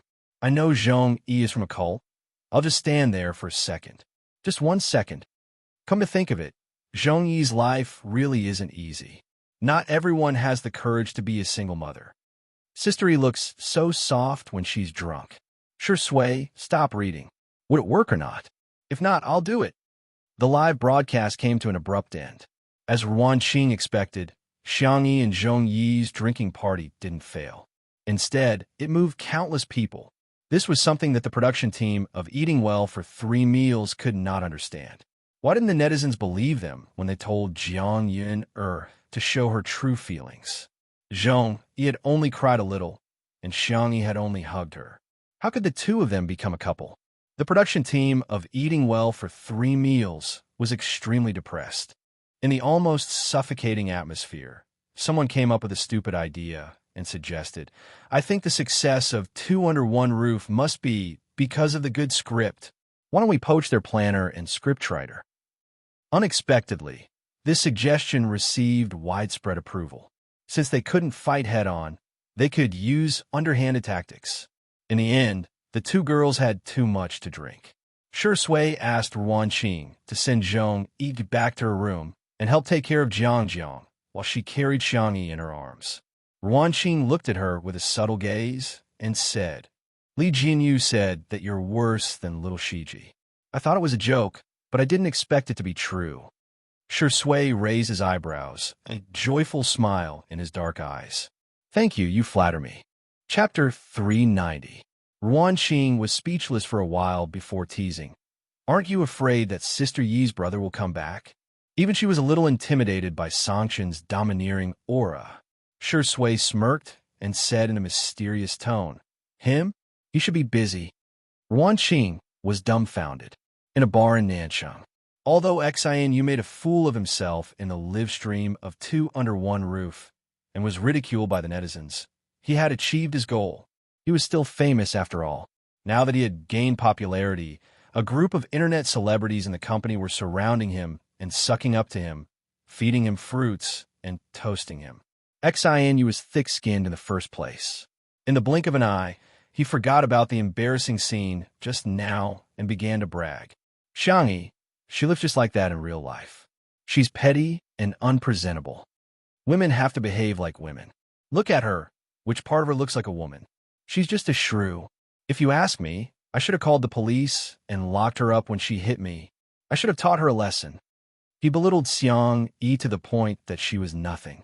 His throat was dry, but he found that the little internet celebrities around him all had ugly expressions on their faces. "Who are you guys putting on such a long face for? Let's get high." In the next second, a cold young man's voice sounded behind him. "My sister is a shrew." Immediately after, a devilish male voice spoke in a slightly faster pace. "I dare you to say that again." Xianxia felt a chill down his spine and his heart trembled. However, he heard two more voices, one after another. The gentle voice asked, "Do you think our tutu is a pushover?" The cold and aloof voice asked, "How do you want to die?" Xianxia turned his neck stiffly and saw a row of tall and slender figures behind him. His vision immediately turned dark. "Hello, brothers." Xianxia smiled and said obsequiously, "I'm Xianxia. Xiangyi likes me a lot. Have you forgotten?" She was still crying and rolling on the ground, saying that she wants to marry me. He was eager to use Xiangyi as a rescue, but little did he know that he ended up angering Xiangyi's brothers. Xiangyi grabbed his collar and pulled him up. "You're not fit to mention her name." Back then, Xianxia harbored evil intentions towards his sister at the Xiang family's old residence. If they hadn't been at home that day, who knew what would have happened? At the thought of it, Xiang used his brothers' and he was about to punch him. However, Xiangqi stopped him. "Xiangyu, let go." Xiangli adjusted his glasses and calmly said, "Old four, you're about to compete. Don't cause trouble." Xiangchun was much more direct. "Go away. You're too weak." The despised Xiangyu, "Xiang is right to SI. Hee, now you know you're wrong." Xiangqi grinned, his phoenix eyes filled with mischief. "But we're not here to hear you apologize," Xianxia said shakily. "I have money. Can I compensate you with money?" Xiangqi interrupted. "We're here to beat you up. Tell me, what order do you want? 1234 or 4321? Or do you want a luxurious one-on-one beating package?" The little internet celebrities were scared out of their wits and had long run away. As for the bar, it had already been cleared. Xianxia wanted to cry, but had no tears. Who would have thought that this family would be so protective? This time, I've offended someone I shouldn't have. I'm really done for. Chapter 391. Half an hour later, on Weibo, the netizens who were surfing saw a new post. It was a video posted by Xianxia. Everyone was already a little tired of his aesthetics, but out of habit, they still clicked on the video. Xianxia's tone was sincere and sincere. Here, I would like to apologize to Miss Xianxia. Everything that happened today was made up by me for the sake of gaining popularity, huh? This ugly man actually apologized. In the complete video, Xianxia not only apologized, but also dragged the gossip media into it, claiming that they were the ones who induced him to smear Xianxia's reputation in exchange for traffic. In an instant, the netizens' anger rose to the peak. The gossip media soon tasted the backlash of the netizens. You treat us like fools. I'll treat you like an orphan. The Weibo account of the gossip media was bombarded with so much criticism that it turned off the comment section and received more than 100,000 insults in private messages. In the end, they had no choice but to expose the informant. Qin Wanyin thought that she had done it flawlessly. She used a smurf account and even got someone to change the IP address. However, her smurf account shared a few daily updates, and the sharp-eyed netizens managed to figure out that it was her smurf account from the reflection of a bracelet and half of her face in the sunglasses in a photo. The overwhelming news flooded her Weibo account. Qin Wanyin was extremely anxious and called her manager, who comforted her impatiently and hung up without saying anything about public relations. When she called again for the second time, it was obvious that no one answered. Qin Wanyin was terrified to the extreme, and she didn't dare to look at her cell phone at all. Every time she saw those vicious comments, her body would tremble. She would never have thought that those people who were scolding Xianxia would come to scold her. Not long after, Tomato Entertainment released an announcement. Although Xianxia was the boss in name, she didn't have much energy to manage it for the time being. Her uncle, Xiang Feng, had hired a professional manager for her, and he was personally in charge. Seeing that his artiste was exposed to such a scandal, he immediately terminated the contract with Qin Wanyin. In addition to having to face a huge amount of compensation, Qin Wanyin's reputation in the industry was also ruined, and no major company would be willing to sign her. Qin Wanyin, who was at her wit's end, suddenly thought of someone. Maybe he can help me. Bar. Xianxia kicked Xianxia away with his long legs and adjusted his tie. His black suit outlined the perfect contours of his body, and he exuded a strong sense of oppression that was hard to ignore. Xiangli looked gentle, but he was even more ruthless than Xianxia. It was not difficult for a genius to destroy a company. Xiangli was worried. I feel like I'm just a bystander. Xiangqi comforted him. You should be content. Little uncle doesn't even deserve to be here. Big brother thinks he's clumsy and a burden. Xiangyu, thank you for being comforted. He put on the hood of his hoodie. His jawline was smooth and handsome. Suddenly, he thought of something. Will my sister cry alone in bed? Imagining that scene, the Siscon men felt as if their hearts had been cut by a knife. Xiangqi said with heartache, let's go back and comfort our sister. Even if she wants to cry, she should cry on my shoulder. Xiangli chuckled. Are you worthy? Xiangqian's brows were tightly knitted as he strode forward. Cheating. Big brother, you're cheating. Xiangqi yelled angrily. The three of them hurriedly caught up with Xiangyu. Little did they know that at this moment, in the manor. Chapter 392. Unbeknownst to them, at this time in the manor, the little rabbit had just been carried into the bedroom. Xiangyi's alcohol tolerance was excellent, and she didn't make a fuss when drunk.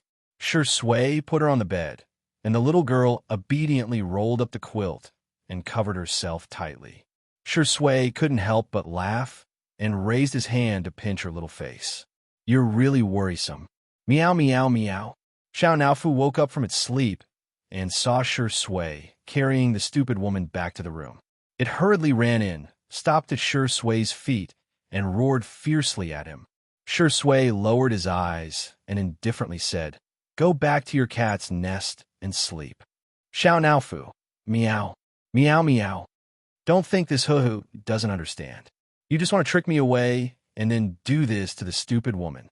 It clung to the edge of the bed, and with great difficulty, it jumped up and sat on Xianxi's pillow with a posture that said, "This hoo-hoo is not leaving today."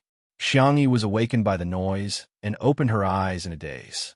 The figure of the little cat appeared in her vision, and she habitually hugged it in her arms. "All of you, Xiao Naofu." "Oh," it raised its chin provocatively at Shi Sui. "Humph. See that? This hoo-hoo is the rightful wife. This is the hoo-hoo that the stupid woman loves the most." Xiao Naofu's tail swayed gently, curling around her fingers and rubbing its head against Xianxi's soft skin under her collarbone. It coquettishly said, "Meow, meow." Xianxi closed her eyes again and gently coaxed, "All of you be good." Shi Sui's long and narrow eyes narrowed dangerously, and he sneered. "Want to be sterilized?" Xiao Naofu trembled in fear. However, although its IQ was only equivalent to a child of a few years old, children had a natural instinct to know who would protect them and who they could be pampered in front of. The white, soft, and cute kitten stuck out its little, but awkwardly, and squeezed into Xianxi's shirt through her collar. Only half of its little head was exposed, and it stuck its tongue out at Shi Sui. "Lulu, dogman. This hoo-hoo is not afraid of you." Shi Sui's temples twitched violently. The young lady was drunk, so of course he couldn't take advantage of her and take advantage of her. Therefore, he really couldn't do anything about Xiao Naofu now. However, the man was calm and composed as he smiled faintly. "Xiao Naofu, I've recently discovered that Sister Yi's casserole is especially good. The stewed meat is especially mushy. That black-bellied smile, that dark temperament, he was definitely a villain. Xiao Naofu, you're not going to do anything when it comes to men and women, are you?" However, Xianxi felt something furry and warm pressing against her body. It was a little itchy and a little heavy. The young lady murmured and wanted to move Xiao Naofu away, but she was blocked by her clothes. She subconsciously pulled at her clothes. Shi Sui's breathing became slightly erratic as he pressed down on her hand. In a daze, Xianxi felt the hot temperature on the back of her hand. Her brain lost control of its logic, and her body reacted quickly. She grabbed Shi Sui's wrist and pulled, and pressed. In the blink of an eye, she had Shi Sui pressed against her side, imprisoning and subduing her. In fact, Shi Sui didn't resist at all. Otherwise, the drunk Xianxi wouldn't have succeeded so easily. Xianxi struggled to blur her eyes, as if trying to identify Shi Sui. A certain actor smiled at the kitten. "This is called acting, understand? Xiao Naofu, woof, woof, woof. UF * King Dog Man." Shi Sui didn't get to gloat for more than 3 seconds before someone knocked on the bedroom door. "Sister, are you asleep?" Chapter 393. In an instant, Shi Sui's expression froze slightly. Even Xiao Naofu was so scared that its tail curled up. The man and cat looked at each other and surprisingly reached an agreement. They didn't make a sound. Fortunately, the brothers outside the door were very gentlemanly in front of their sister and wouldn't barge into her room without permission. "She should be asleep, right?" Xianxia said uncertainly. Xiangyu's nose twitched, and he sniffed. "Seems like she made supper." Xianxia was overjoyed. "I'll go to the kitchen and take a look." Xiangyu was afraid that he would steal food, so he followed closely behind him. The two of them went out of the kitchen and found the food in the fridge. Xianxia lowered his voice. "Fourth brother, don't make a sound. Let's split the spoils." Xiangyu put one hand in his pocket and pressed down the hood of his hoodie with the other. He said a few words indifferently. "Big brother is outside." Xianxia was instantly terrified.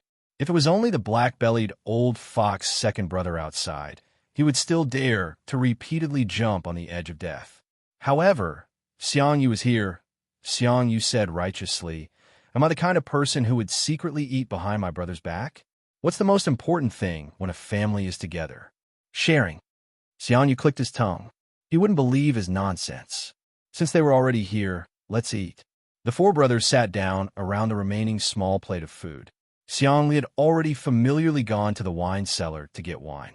Xiangyu was about to compete and consciously didn't touch the wine. Xianxia said arrogantly, "Fourth brother, Pour wine for your brothers. Xianyu glanced at him. Xianxia said, "What are you staring at?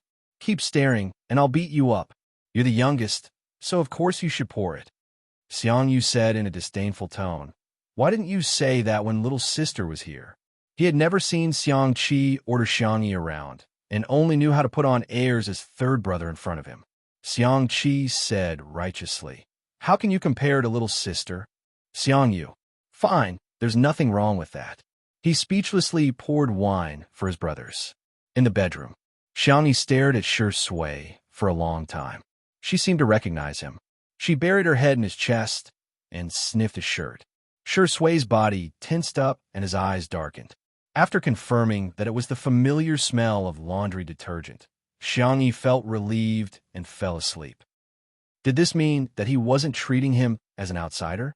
This realization made Shi Sui feel both amused and helpless. He broke free from Xianyi's shackles and pinched her little cheeks. Xiao Naofu meowed in protest. "Be a man," Shi Sui sneered. "If I didn't want to be a human, you would have been stewed into a kitten." She shrank her little head into Xianyi's arms vigilantly, which made Shi Sui's thin eyelids twitch violently. He really deserved a beating. After a few minutes, when the heat in his heart had dissipated, he gently tucked Xianyi in and went back to his room along the balcony. In the living room, Xianxia drank 2 glasses of wine, but his brows were still furrowed. He put down a wine glass and walked towards Shi Sui's room. He knocked on the door with a blank expression. A moment later, the door was pulled open. Shi Sui was only wearing a pair of dark blue home pants. He was wiping himself with a towel. "You're back. What's the matter?" Xianxia walked past him and looked into the room with a sharp gaze. The large bed in the room was clean, and even the thin blanket was neatly folded. Xianxia felt relieved and said with a straight face, "Rest early." Suddenly, there was the sound of chaotic footsteps behind him. Xianxia turned around and saw his sister coming out of her room. Hugging a soft pillow with a lace rim, she walked towards Shi Sui's room as if sleepwalking and bumped into his arms. Chapter 394. Xiao Naofu chased after her, meowing nonstop. Shi Sui subconsciously wrapped her arms around her waist. Xiao Naofu bumped into Xianxia's trouser leg and was so scared that its fur stood on end. The surrounding temperature seemed to drop rapidly. Xianxia's eyes were cold as he looked at the drunk Xianyi and then at the innocent-looking Shi Sui. "Explain," Xianxian said coldly. Shi Sui's mentality was really good, and her expression didn't change. "Sister E is sober now. Big brother, remember to remind her to be responsible for me?" Xianxian. At the dining table, Xiangyu and Xiangqi were dumbfounded. F***, there's such a thing. He actually dared to be mischievous in front of Big Brother. Xiangli pushed his glasses, and a trace of worry flashed in the depths of his eyes. From a logical point of view, the room that Shi Sui chose was one that Xianyi had stayed in before, so it was barely reasonable. After getting drunk, she followed her body's memory and wanted to go back to her original room to sleep. But from an emotional point of view, it was obvious that their family's pampered little rabbit had self-taught herself to nibble on the grass around her nest. Xianxia's entire person exuded a threatening chill, and his eyes were sharp like snow-white blades under the light. The danger multiplied. "You are courting death." The man enunciated each word sharply. His well-defined fingers rolled up his snow-white sleeves. Not far away, Xiangqi and Xiangyu were terrified and quickly hid far away, afraid of being implicated. Xiangli got up and slowly walked forward. Xianxin sneered. "What? You want to speak for him? Am I that kind?" Xiangli smiled like a sly old fox. "Go ahead, I'll take my sister away. Don't scare her." Xiangqi scolded. "Second brother, you scheming boy. I think you want to rub her face while she's drunk." Xiangyu, who was next to him, felt his fingertips itch. His sister's face felt really good when he pinched it, but when he grew up, he couldn't just pinch him as he pleased. He made a prompt decision and strode over.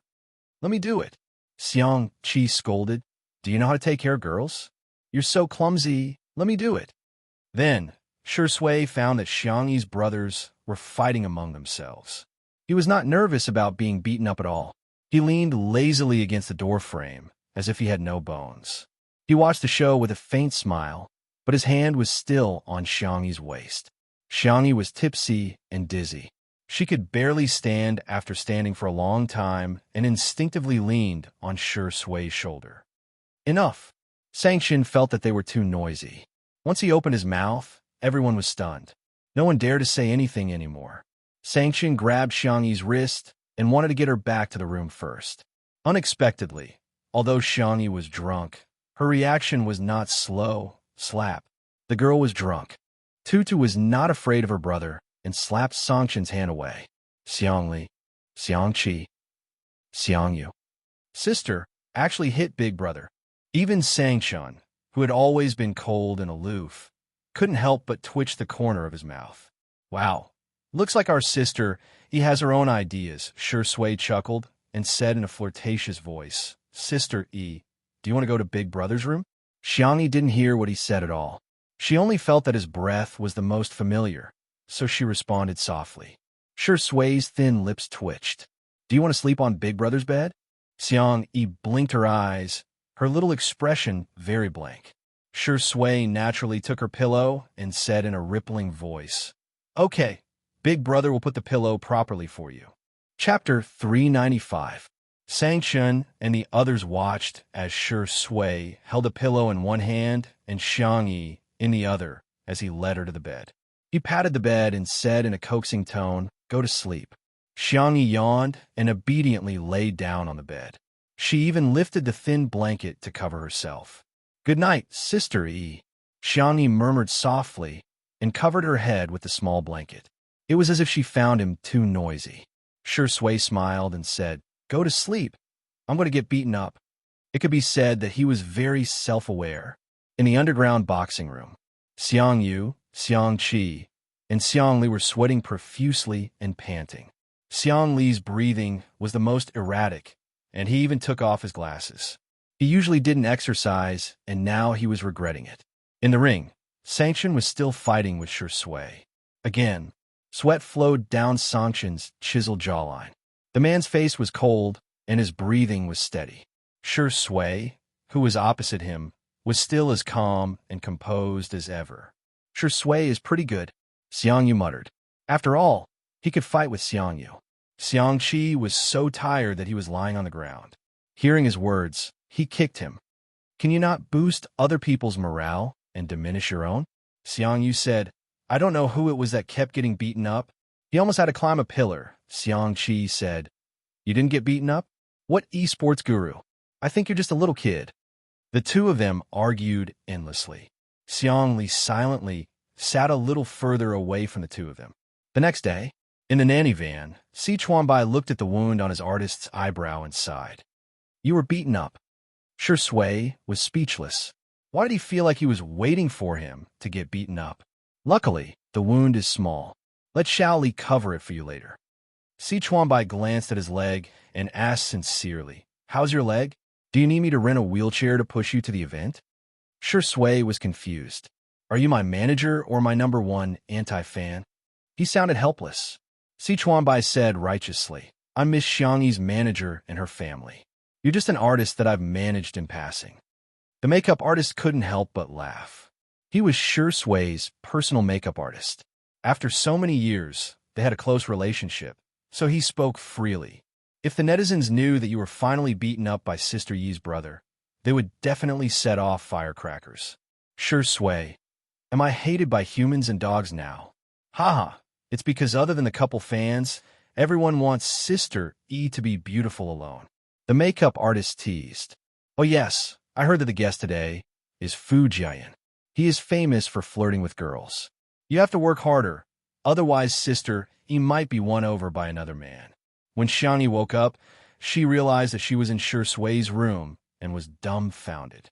She felt guilty and tiptoed to open the door. Just as she was about to sneak back to her room, she heard a cold voice above her head. You're awake? Xiangyi instinctively stood at attention and greeted him dryly. Good morning, Big Brother. What do you want to eat? I'll make it for you. You've learned how to please people? Xiangyi said seriously. It's only right to be nice to Big Brother. Sanchen's expression was still cold, but he couldn't help but smile. He accidentally tugged at his wound and sucked in a breath of cold air. Xianxia asked, "Brother, why are you injured? What did you do yesterday?"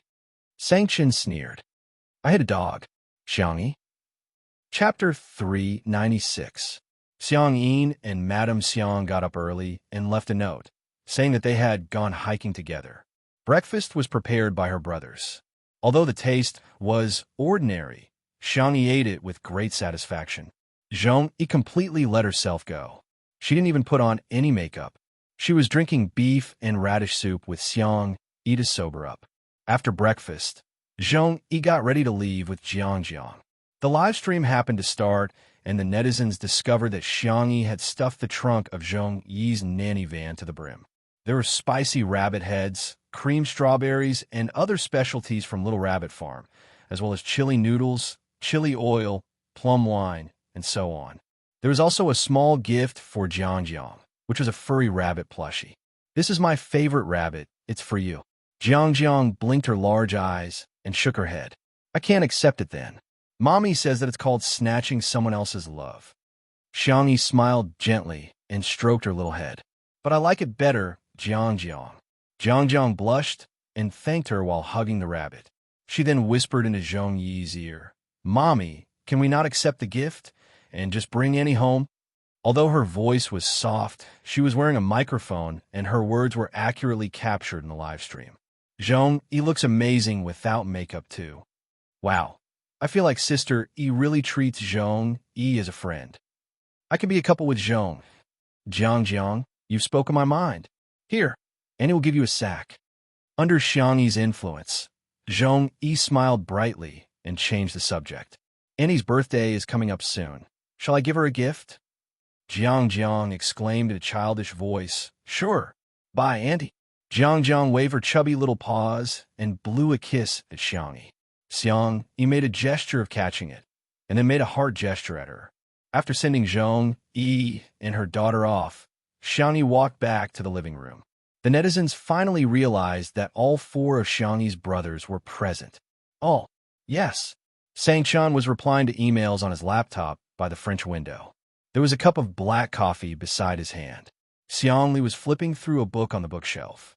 The sunlight shone on his white shirt, making him look elegant and modest. Xianxia was sewing a new apron for his sister with a needle and thread. He obviously had a devilish appearance, but doing this kind of thing didn't seem out of place. As for Xiangyu, with the mentality of giving up on himself, he was waiting in front of the kitty villa, rubbing little Shiji and hugging Xiao Naofu. He looked like a scumbag who had a wife and a concubine in his arms. The netizens in the live stream. "What kind of benefit is this? This sister-in-law is here to report for duty. Where are second sister-in-law's fans? Let me see you. I'm crying. I didn't expect to see my brothers in the same frame in my lifetime." The moment Xiangyi came in, her brothers all looked at her. "Sit." Xiang Chun pointed at the empty seat on the opposite side. The young girl bit the bullet and went over to take a seat. She placed her hands on the table and sat down like an obedient child. Sanchen looked at her for a few seconds and suddenly said, "Do you know the dangers of puppy love?" Xiangyi was dumbfounded. Sanchen gestured and said, "Xiangli, come here and explain to her." Xiangli readily agreed and said gently, "Puppy love refers to the establishment of a romantic relationship between a man and a woman at an early age. The dangers are as follows.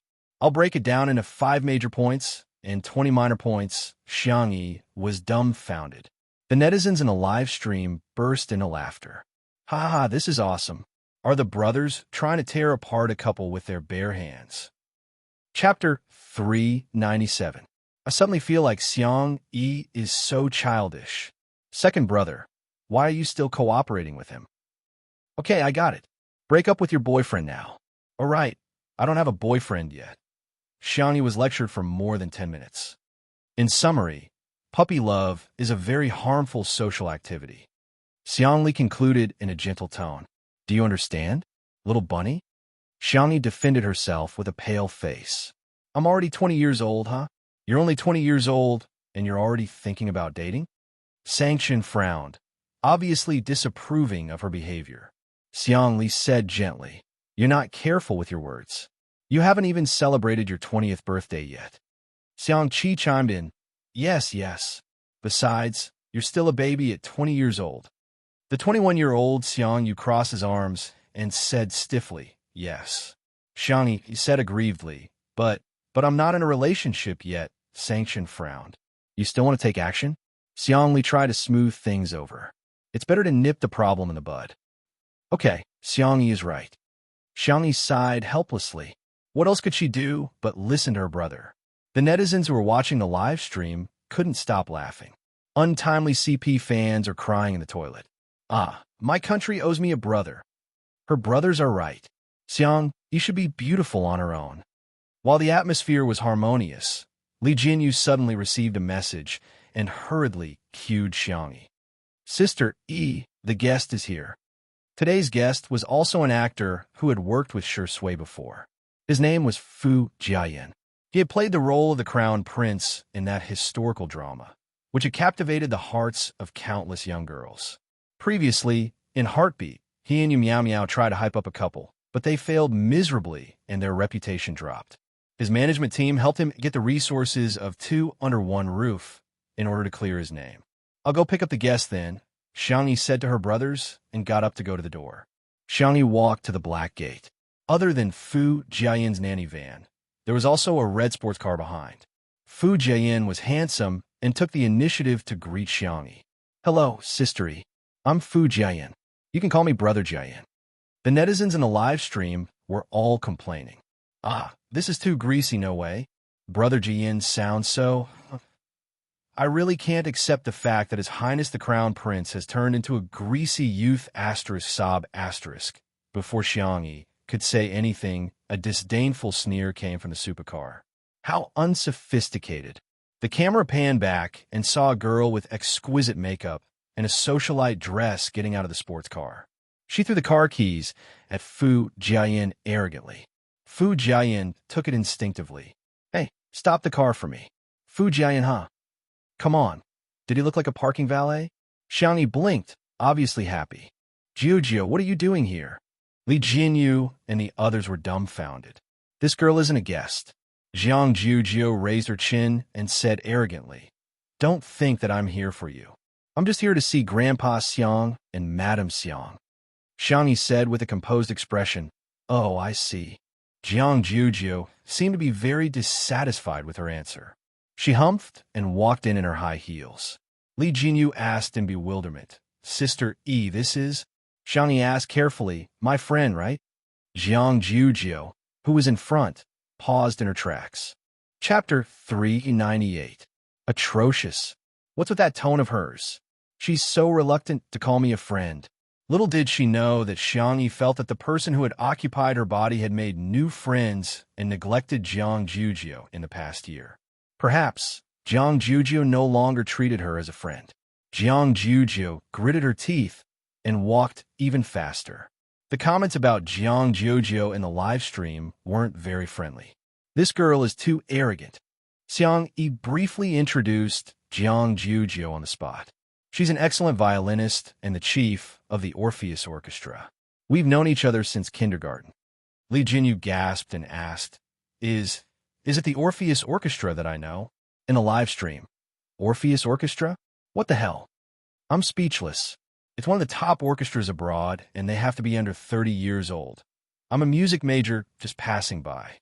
This girl is super impressive. She's a musical genius. She has an absolute sense of music. All of a sudden, the comment section was filled with discussions about Jiang Jiujiu. Fu Jiayan helped Jiang Jiujiu park the car bitterly, but he was immediately tricked by the production team.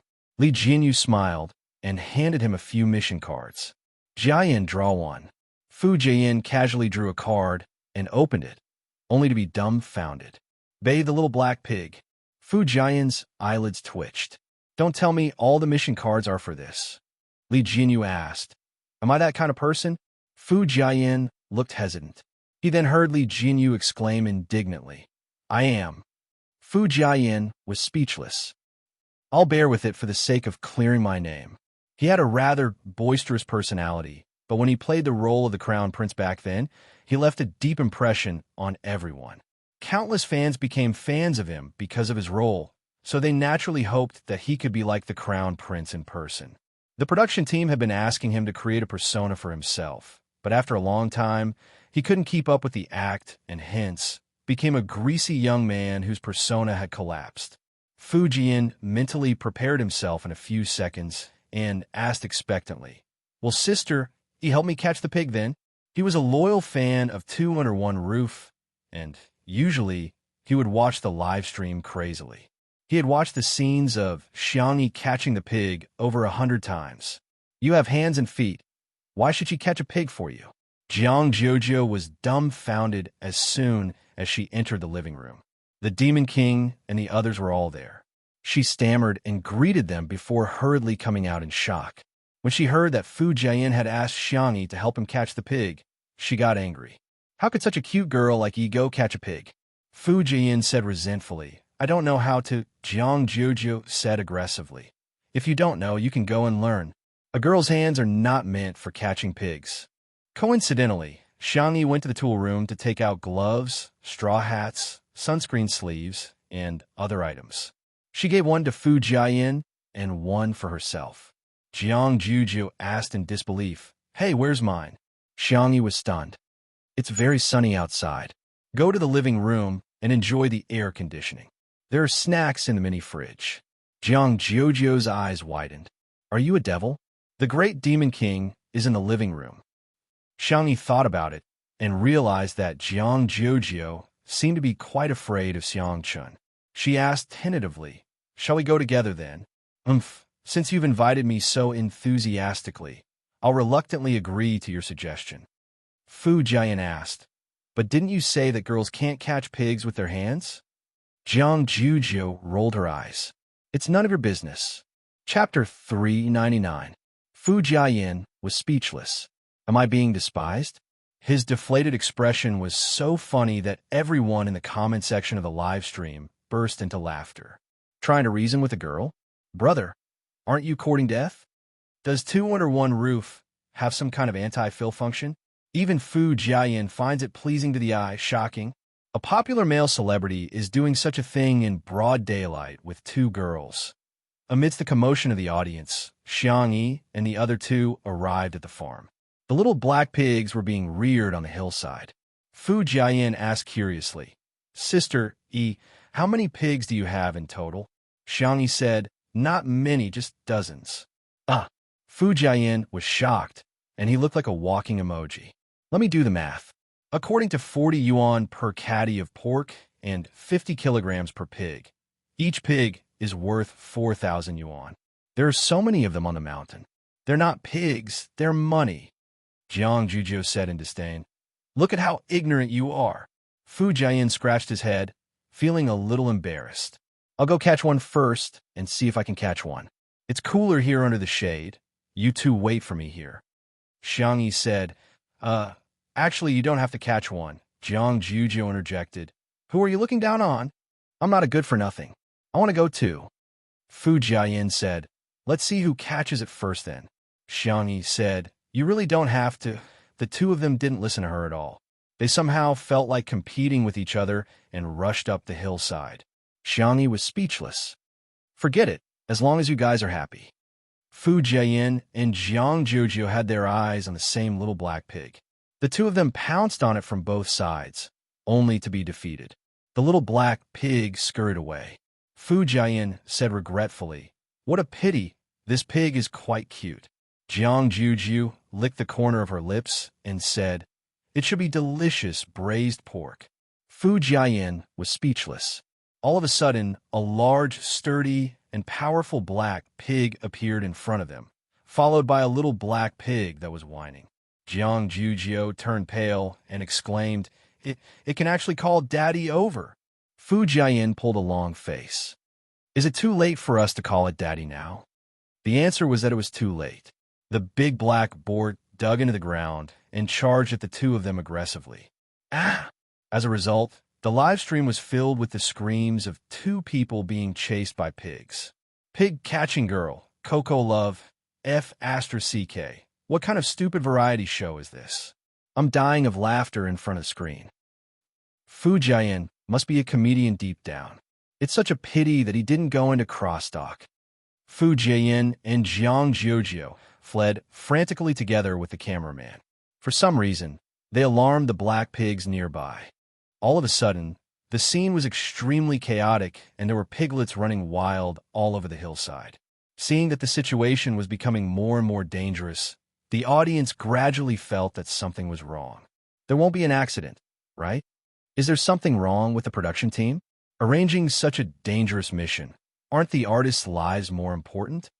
If she falls, there might be a stampede. What if she hurts the girl's hand? She's a violinist. This is really the most confusing act of the year. Can't the vase fairy do it herself? Why did she let the crown prince and the girl take the risk? This is too much. I suspect that she's doing it on purpose. She's jealous of Jiang Jiuzhou. She's the chief of Orpheus. It's easy for people to be jealous of their friends. If she goes to Orpheus, do you think anyone will want her? Chapter 400. Some people were purely worried about the safety of the guests, while others were stirring up trouble, wishing they could trample on Xianxia a few more times. There were only so many decent resources in the entertainment industry, and now that Xianxia had become famous, she was bound to touch the cake of others. Some people didn't want her to become famous. There were also people guarding against her exploding to the front line. As the situation became more and more dangerous, Li Jinyu also panicked and shouted through the loudspeaker, "Everyone, don't panic. Come to my side first." Before he finished speaking, a little black pig that was passing by bumped into his leg, and Li Jinyu fell to the ground. He was speechless. The cameraman, Old Zhang, did not forget to give him a close-up. However, no one could laugh now. The urgency of the audience seemed to be overflowing through the screen. Oh my God, His Highness can't take this hit. Xianxia, can't you control your pig? I'm speechless. Where is she? Did she run away? How could she be so irresponsible? I'm speechless. Is the production team brainless? Why did they set up such a dangerous task? Someone said weakly, the last time Sister E caught pigs, it wasn't this dangerous. This should just be an accident. This person had just defended Xianxia, but he was criticized so badly that he began to doubt his life and shut himself up on the spot. Seeing that the chaotic situation couldn't be resolved, a clear whistle sounded. All of a sudden, the restless little black pigs quietened down. The whistle was melodious, and immediately afterwards, the little black pigs all headed in one direction. Everyone at the scene was speechless. The netizens were speechless. Oh wow, is this a miracle? Everyone looked at the source of the whistle in unison, only to see a slender girl carrying a bag of corn and a bag of vegetables, standing by a small pond not far away and whistling. She scattered the corn and vegetables on the ground, and the little black pigs obediently ate. After they were full, some jumped into the shallow water by the small pond and snorted. The scene changed from a violent and dangerous pig chase to a warm and harmonious rural life. The netizens were speechless. Didn't she just say that she didn't have to catch the pigs? Damn, Sister E was really strong, carrying 2 such big sacks in one go. Anyway, I can't carry it. Those who scolded and ran away, come out and get beaten up. Xiang, you want to get some food? Who knew that they would be chased by pigs? Instantly, the group of people who had scolded the most fiercely just now were too embarrassed to say anything. It turned out that not only did she not abandon them, she even appeared to help them out. Phew! Fu Jian let out a long sigh of relief. Oh my God, I was scared to death. He was drenched in sweat from running, and his clothes were stained with grass and mud because he had been protecting Jiang Jiuzhou just now. Jiang Jiuzhou, who was at the side, wasn't much better than him. Her meticulously permed hair had already fallen apart, and the bow on her head was crooked too. She walked towards Xianxia fiercely. Fu Jian was shocked. Could it be that this eldest miss was going to settle the score with Sister E? He was not the only one. Many people in the live stream had the same thought. Oh, someone is going to be unlucky, serves her right. Who told her not to appear earlier and make Jiang Jiuzhou so disheveled? Let's fight, let's fight. Let's tear our hair apart. It's finally time for a fight. I'm so excited. However, To everyone's surprise, Jiang Juzhou stood still with her hands on her waist. Hey, I want to eat that pig for lunch. Chapter 4:01. Everyone was speechless. What the hell? Sister, do you still remember that you're a noble and elegant violinist? Xianxia asked in a gentle voice. Huh? Which one? That one. Jiang Juzhou felt extremely aggrieved. It's rubbing my butt. If I'm going to eat it. Jiang Juzhou was very willful, but Xianxia indulged her. Okay, we'll kill it later then. The netizens were appalled. Little black pig, it can't escape the punishment of fate. Ha ha ha. This girl is so cute. Sister E is a woman who says the cruelest things in the most gentle tone. Pigs are so cute, how can one be enough? Why don't you kill 2 more and hold a fan lucky draw? The disheveled Fu Jian seemed to have had an epiphany as he muttered. So this is the correct way to complete the bathing task. Heaven and man are one. The Tao is natural, people and the environment get along harmoniously. Ba, little piggy, I wish you a speedy ascension to heaven. No wonder Xianxia said that there's no need to catch them. It turns out that if I feed the pigs by the small pond, they'll jump in and bathe themselves. The netizens teased. Fu Jian, Master, I'm enlightened. Is the crown prince trying to expiate souls? Fu Jian is a comedian. Major variety show dads. Please look at our brother. This segment was too entertaining. Li Jinyu sighed with emotion. Back then, when Shui asked him to invite Xiang, he did so with the intention of getting a buy one get one free deal. But now, it seemed that Xiang was the treasure that he had bought, and Shui's father was just a freebie that was placed on sale at the supermarket. He even wanted to tailor a variety show for Sister E. Isn't it nice to be alone and beautiful? When the time comes, the variety show award would be within reach. Hee hee, hey hee hee. Ruan Qing's voice pulled Li Jinyu back to reality. How much longer are you planning to sit on the ground? Li Jinyu snapped back to his senses and finally realized that he was still sitting on the ground. Ruan Qing reached her hand out to him in amusement. Li Jinyu was stunned and said weakly, Sister Ruan, can you not hit my face? I didn't know that this mission would have such a dangerous possibility. Previously, when Sister E was catching pigs, it was all very peaceful. Ruan Qing was speechless. I was trying to pull you up. So it wasn't him?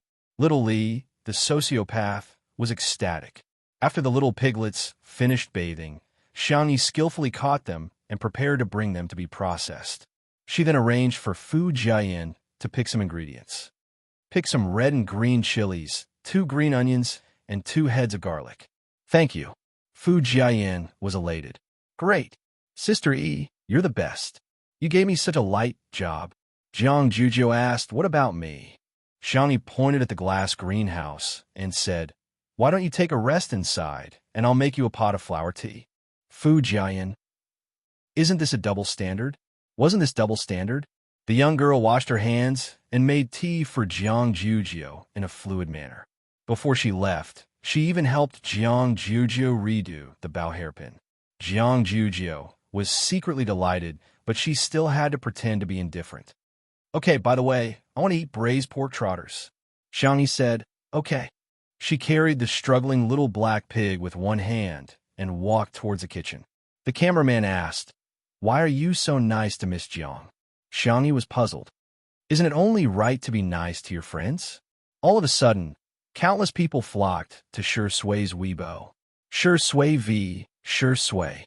If you don't come back, your wife is going to run away with someone else. Chapter 4:02. At the same time, at a certain movie premiere, although Shui played a supporting role in the movie, his character design and scenes were very outstanding. After the premiere, the character that left the deepest impression on everyone was the one he played. Even during the interview, he was the one who was asked the most questions. Shui calmly brought the topic back to the main character. However, in the end, he still couldn't avoid the reporter's questions.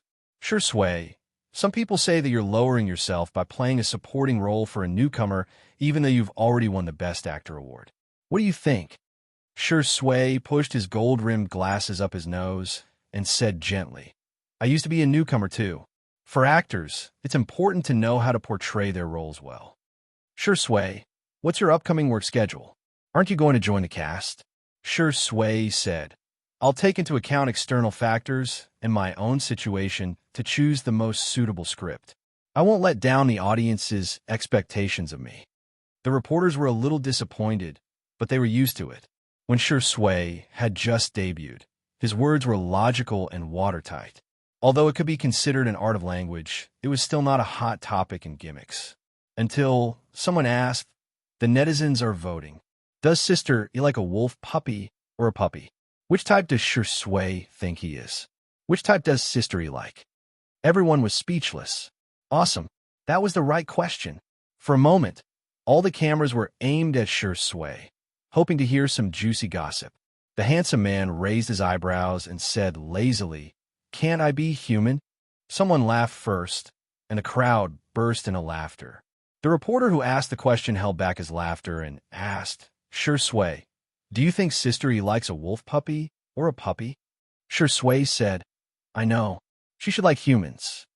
The reporters realized that Sure Sui actually had a humorous side to him. However, if one thought about it carefully, one would realize that there was a double meaning to his response. Sister E liked humans, but he was also a human. It could be understood that Sister E liked him, but she didn't use a definite tone, which made people's imaginations run wild. Damn, brother, where can I buy your works? Xianxia was busy in the kitchen. Fu Jiayin was bored out of his wits and wasn't familiar with Xianxia's brothers either. Hence, he had no choice but to chat with Jiang Jujiu awkwardly. Jiang Jujiu wasn't in the mood. While playing with her cell phone, she answered indifferently. Suddenly, Fu Jiayin asked about Xianxia. When did you meet Sister E? Jiang Jujiu raised her head and said with certainty, 3.5 years old. You even remember this? Fu Jiayin was a little surprised. A 3-year-old child can't remember anything, right? I just remember. Okay. Tell me then, what was Sister E like when she was 3.5 years old? Jiang Jujiu got lost in her memories and paused for a moment before saying she was pretty much the same as she is now.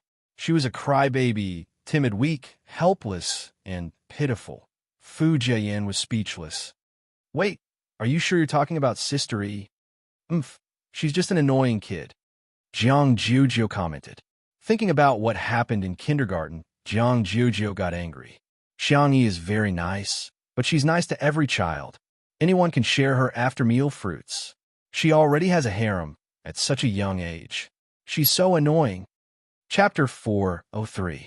However, in the ears of the netizens watching the live stream, her words sounded a little different. Haven't you guys realized that Xianxia doesn't have any friends at all? Who said she doesn't? Qin Wanyan is her best friend, yet she exposed her so easily. From this point, you can see her character. Although Sure Sui doesn't have many friends, they're all close friends. On the other hand, the vase fairy only knows how to seduce men. How could she have a true female friend? As the camera panned to the kitchen, Xianxia's pork trotters were stewing, and the live comments were instantly flooded with new comments. Is this Xiaohei? It looks so fragrant. Wow, Xiaohei has such a good figure. She's neither fat nor thin. I'm drooling. Xiaohei? You guys are still lusting after my body at a time like this? Be a human. Sister E is weak, helpless, and pitiful. She's a devil who can catch a pig with one hand and sharpen her knife to kill a pig. Okay. The comments section was very lively, but Xianxia's expression was very calm as she quietly cooked. Every time she cooked, she would put her heart and soul into it. What might be boring for others was equivalent to relieving stress for her. The scene of a young girl cooking was pleasing to the eye, as if she was enjoying a piece of art. When the last dish was placed on the plate, Xianxia and Xianyu had already consciously come over to serve the dishes. Fu Jiayin was still thinking about clearing his name, so he helped clean up the table and sat upright with a solemn expression. I can't eat too much. I'm going to steal the role of an otherworldly immortal. I just have to taste each dish. Besides, I don't believe that the previous live stream wasn't an act. Sister Yi's cooking did look delicious, but how delicious could it be? Fu Jian picked up a piece of twice-cooked pork with his chopsticks, still thinking about how he had eaten at a top-notch restaurant that cost a few thousand yuan per person. What the F***CK? It was fatty but not greasy, salty, and slightly spicy. The slightly sweet taste suddenly bloomed on the tip of his tongue, capturing his taste buds in an instant. The pork was freshly slaughtered, and the chili was freshly picked. Paired with bean paste, green onions, and garlic sprouts, it created a rich and unique taste. What kind of delicacy was this? An exceptional delicacy. Fu Jian was dumbfounded. By the time he reacted, the dishes on the table had already been reduced by a third. His pupils trembled as he looked at the scene in front of him in shock. Hades had brought his own big bowl of rice, but Xiangyu's bowl was even bigger than his. Perhaps it would be more appropriate to describe it as a small basin. Even the elegant and modest Dr. Xiang and the cold and indifferent lawyer Xiang had small mountains of rice on their plates. Country bumpkins, Jiang Jiuzhou said in disdain. What's wrong with that? In the past, they would even bring pots and pans to their meals. Fu Jian suddenly realized that the competition in the Xiang clan was actually so cruel. As he ate, he asked, "Why aren't you eating?" Jiang Jiuzhou picked up a piece of stir-fried vegetable elegantly and rinsed it with water before eating it. She raised her head arrogantly. The orchestra is about to perform. I'm the lead violinist. Rounding it off, it would be the C position, all right? I'm trying to lose weight, so I definitely won't eat such greasy meat dishes. Not even a single bite. Fu Jian agreed. You're right. Missy, I wish you success. In the next second, he picked up all the remaining pieces of vegetables in front of Jiang Jiuzhou. Jiang Jiuzhou was speechless. At this moment, a strong and spicy aroma wafted into her nose. Chapter 404. She couldn't control her physiological instincts and looked towards the source of the aroma. Xianxia came out of the kitchen with a plate of braised food. At the top was a soft and tender pork trotter, surrounded by a circle of duck wings and chicken feet, as well as a few pieces of dried tofu and shiitake mushrooms. The food was all soaked in the beautiful reddish-brown gravy and sprinkled with some white sesame seeds. The aroma of the food wafted in all directions, causing the cravings in the depths of one's heart to come out. Fu Jian, Jiang Jiuzhou. The brothers of the Xiang family were obviously immune to their sister's delicacies, as they all looked rather calm. However, the impact on Fu Jian and Jiang Jiuzhou was too great. It smells so good. How can it be so fragrant? Gulp. Fu Jian couldn't help but swallow his saliva. Xianxia placed a braised food platter in the middle of the dining table and said, I asked around and everyone could take spicy food, so I made some spicy food. Try it. Ah, by the way, I'll go get some soy milk. The little girl got up to get the soy milk, and the table immediately went into battle mode. The brothers of the Xiang family exchanged glances, and sparks flew everywhere. Fu Jian was so cowardly that he didn't dare to move his chopsticks at all. Jiang Jiuzhou thought of her bold words just now and decided not to move her chopsticks for the sake of her pride. Soon, the brothers of the Xiang family decided who was better. Xianxia was the first to move his chopsticks and picked up a few pieces of pork trotters that were just right for his mouth. Xiangli was the second to move his chopsticks, and he picked up all the vegetarian dishes. Xiangqi and Xianyu were carnivores, so one of them picked up a duck wing, while the other picked up chicken feet. When it was Fu Jian's turn, he picked up a small piece of pork trotter that had fallen on the plate and stuffed it into his mouth. It was fragrant at first, but it soon turned numb and spicy on the tip of his tongue. The meat was soft and tender, and even the bones seemed to have been stewed.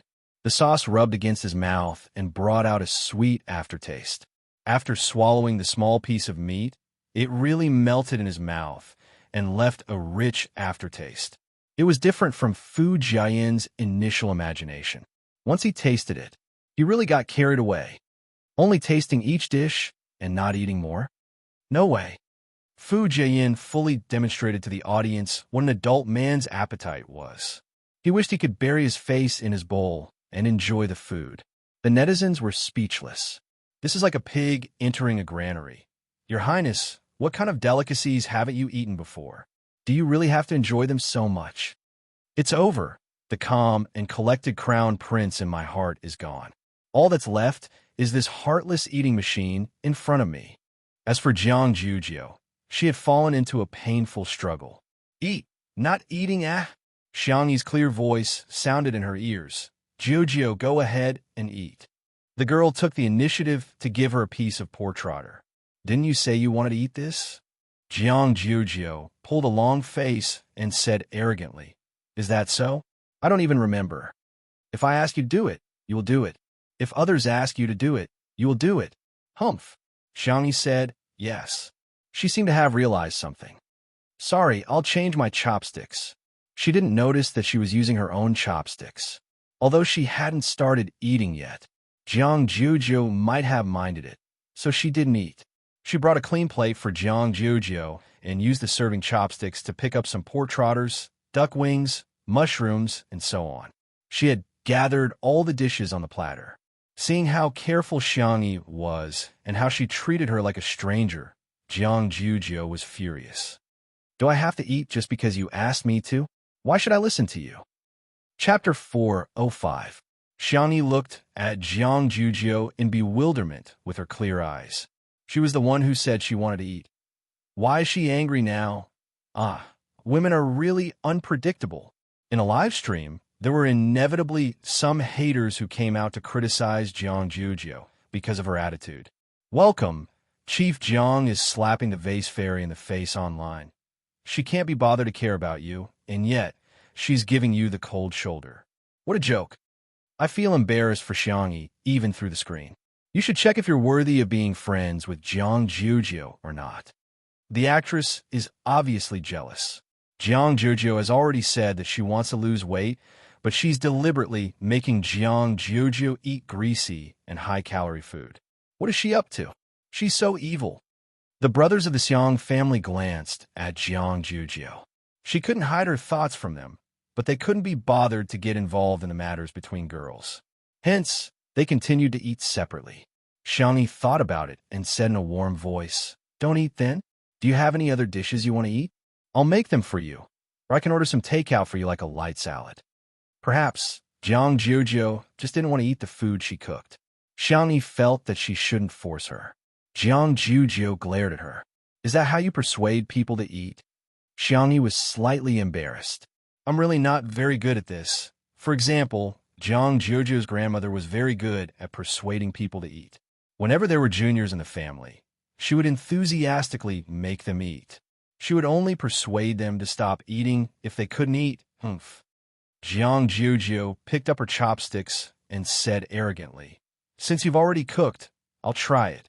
I'm telling you, if it's not delicious, I'll spit it out. Xiangyi nodded obediently. Atrocious. How can I be so cute? The tips of Jiangjiujiu's ears turned red. She avoided Xiangyi's gaze and lowered her head to scrutinize it. She then chose the tender and glossy pork trotter and took a bite.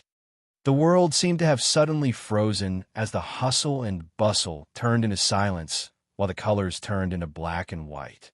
Jiangjiujiu felt as if there were fireworks exploding in her head. Then a white light appeared in front of his eyes, and all of his senses became dull. Only his sense of taste was magnified countless times.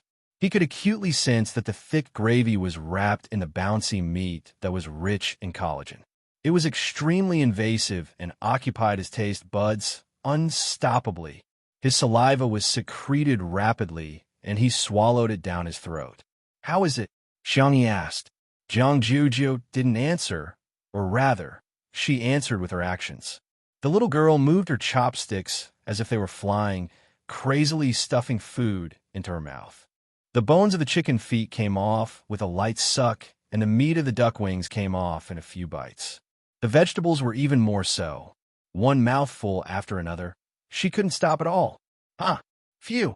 Her lips were red from the spiciness, and there was a tingling and burning sensation spreading. However, the pain only intensified the stimulation. Just like when one ate a spicy stick, the spiciness made one's brain buzz, but thousands of words could be condensed into one word. Awesome! Xiangyi handed her a bottle of soy milk at the right time. Jiang Jojo sucked 2 mouthfuls with a straw and found that it wasn't enough. Hence, she hugged the bottle tightly and continued to eat the braised food. Her belly was bulging at a speed visible to the naked. Click! The buttons on the waist of her red checkered skirt suddenly burst open. Although she wasn't exposed, it happened to be recorded by the camera. The netizens were dumbfounded. Did she eat so much that her skirt burst open? Before the crowd had time to complain, they saw Xianxia blocking the camera. Her milky white face was extremely serious. Don't shoot.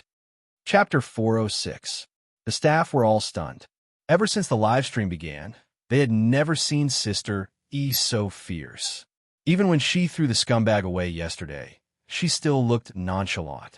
There were suddenly more comments in the live stream. A new cult has appeared. How can it be stagnant? EGO, I can do it. Pretty girls should have sex with pretty girls. I'm on Jiu Yi's side. Sunder, a big Sister X, is gentle, rich, and beautiful.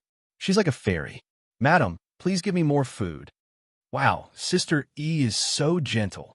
Actually, Jiang Juju didn't expose herself. She even covered it immediately. At the dining table, Jiang Jojo's face was flushed red, and she was so ashamed that she wished she could dig a hole and bury herself in it. She hurriedly sucked in her stomach and tried to pretend that nothing had happened. However, she had eaten too much and even drank 2 bottles of soy milk. Her stomach was so round that she couldn't suck it in at all. The men present were all very gentlemanly and didn't make fun of her. Xianxia even took the initiative to ask, "Do you want me to stitch it up for you?" For the sake of making friends with Xianxia, her brothers had always been worried sick. That was the difference between men and women. After all, there was a limit to how much care they could give Xianxia. Some subtle warmth was energy that could only be transmitted between girls. No, Jiang Jojo refused without even thinking about it. It's too embarrassing. All of a sudden, Xianxia grabbed her wrist. Jiang Juju looked up and met the girl's clear eyes, which seemed to be filled with moonlight and were incredibly gentle. "I'll take you to my room." Jiang Juju looked away awkwardly and didn't say anything. In the bedroom, Jiang Juju changed into a loose cotton linen dress and quietly poked her head out of the cloakroom. The first thing she saw was Xianxia, who was helping her sew the buttons. The young girl skillfully threaded the needle and sewed the button. Her white wrist lightly circled it twice and successfully tied the knot. She used her teeth to break the knot and then carefully used the ironing machine to iron the skirt. Jiang Juju was speechless. It was a wonderful feeling. They hadn't contacted each other for a long time, but they didn't become distant. But, thinking of what Qin Wanyan said, Jiang Juju felt a little awkward. Xianxia noticed her. "Do you want to switch back? Or are you going to wear mine first?" Jiang Juju deliberately said fiercely, "Does your heart ache to wear your clothes?" "That's not what I meant." No. Jiang Juju covered her ears and said, "I'm going out to eat." She went to the living room and sat down at the dining table. She hugged the pig trotter and began to gnaw on it. The Xiang brothers and Fu Jiayan had already moved to the sofa lounge. Fu Jiayan was perplexed when he saw this scene. "Isn't she on a diet? Why are you still eating so much?" Xianxia sipped his tea and said, "Mr. Fu, you must be single." Fu Jiayan was shocked. "Huh, Dr. Xiang, how could you tell? You guys are too good at scientific research." Xianxia smiled, but said nothing. Li Jinyu interacted with Jiang Juju. "Sis, what do you think of Sister Yi's culinary skills?" "Not very good," she said in a peeved tone. "But you're enjoying your food. Even your dress has been ripped apart. Why are you still lying? Aren't you friends? Why are you taking the lead to slander Sister?" The word friends hit Jiang Jojo's sore spot. She turned her head and said fiercely, "I'm not friends with her. I unilaterally declare that she and I are biological sisters of different parents." There was an uproar in the live stream. Chapter 407. Does this mean that Sister E is her best friend? Bullshit. She clearly treats Sister E as her best friend. The haters stared at their keyboards in bewilderment. Someone like the Vase Fairy actually had a friend, and a close friend at that. Are we not fast enough to type? Before they could even argue, they got slapped in the face. in the production team of Eating Well for all 3 meals. The director had arranged for someone to keep an eye on the movements of 2 under one roof. After hearing about this matter, everyone was even more convinced that there was definitely a script. Poach her. Poach her immediately. Poach her with an annual salary of 1,000,000 yuan. In the living room of the manor, Xianxia stared at Jiang Juzhou in shock, unable to believe the scene in front of her. She subconsciously pinched her palm. The pain came clearly, confirming that everything at this moment was real. After Jiang Juzhou said those words angrily, her face, ears, and neck were all flushed, and her shoulders trembled slightly. She was extremely ashamed, but she still pretended to be arrogant. Of course, I don't care what she thinks. Even if she doesn't treat me as a friend, I won't take it to heart. Everyone was speechless. Miss, do you know that you're at Sundara? You may say that you don't care, but anyone who isn't blind can tell that you care a lot about it. Juzhou, Xianxia murmured.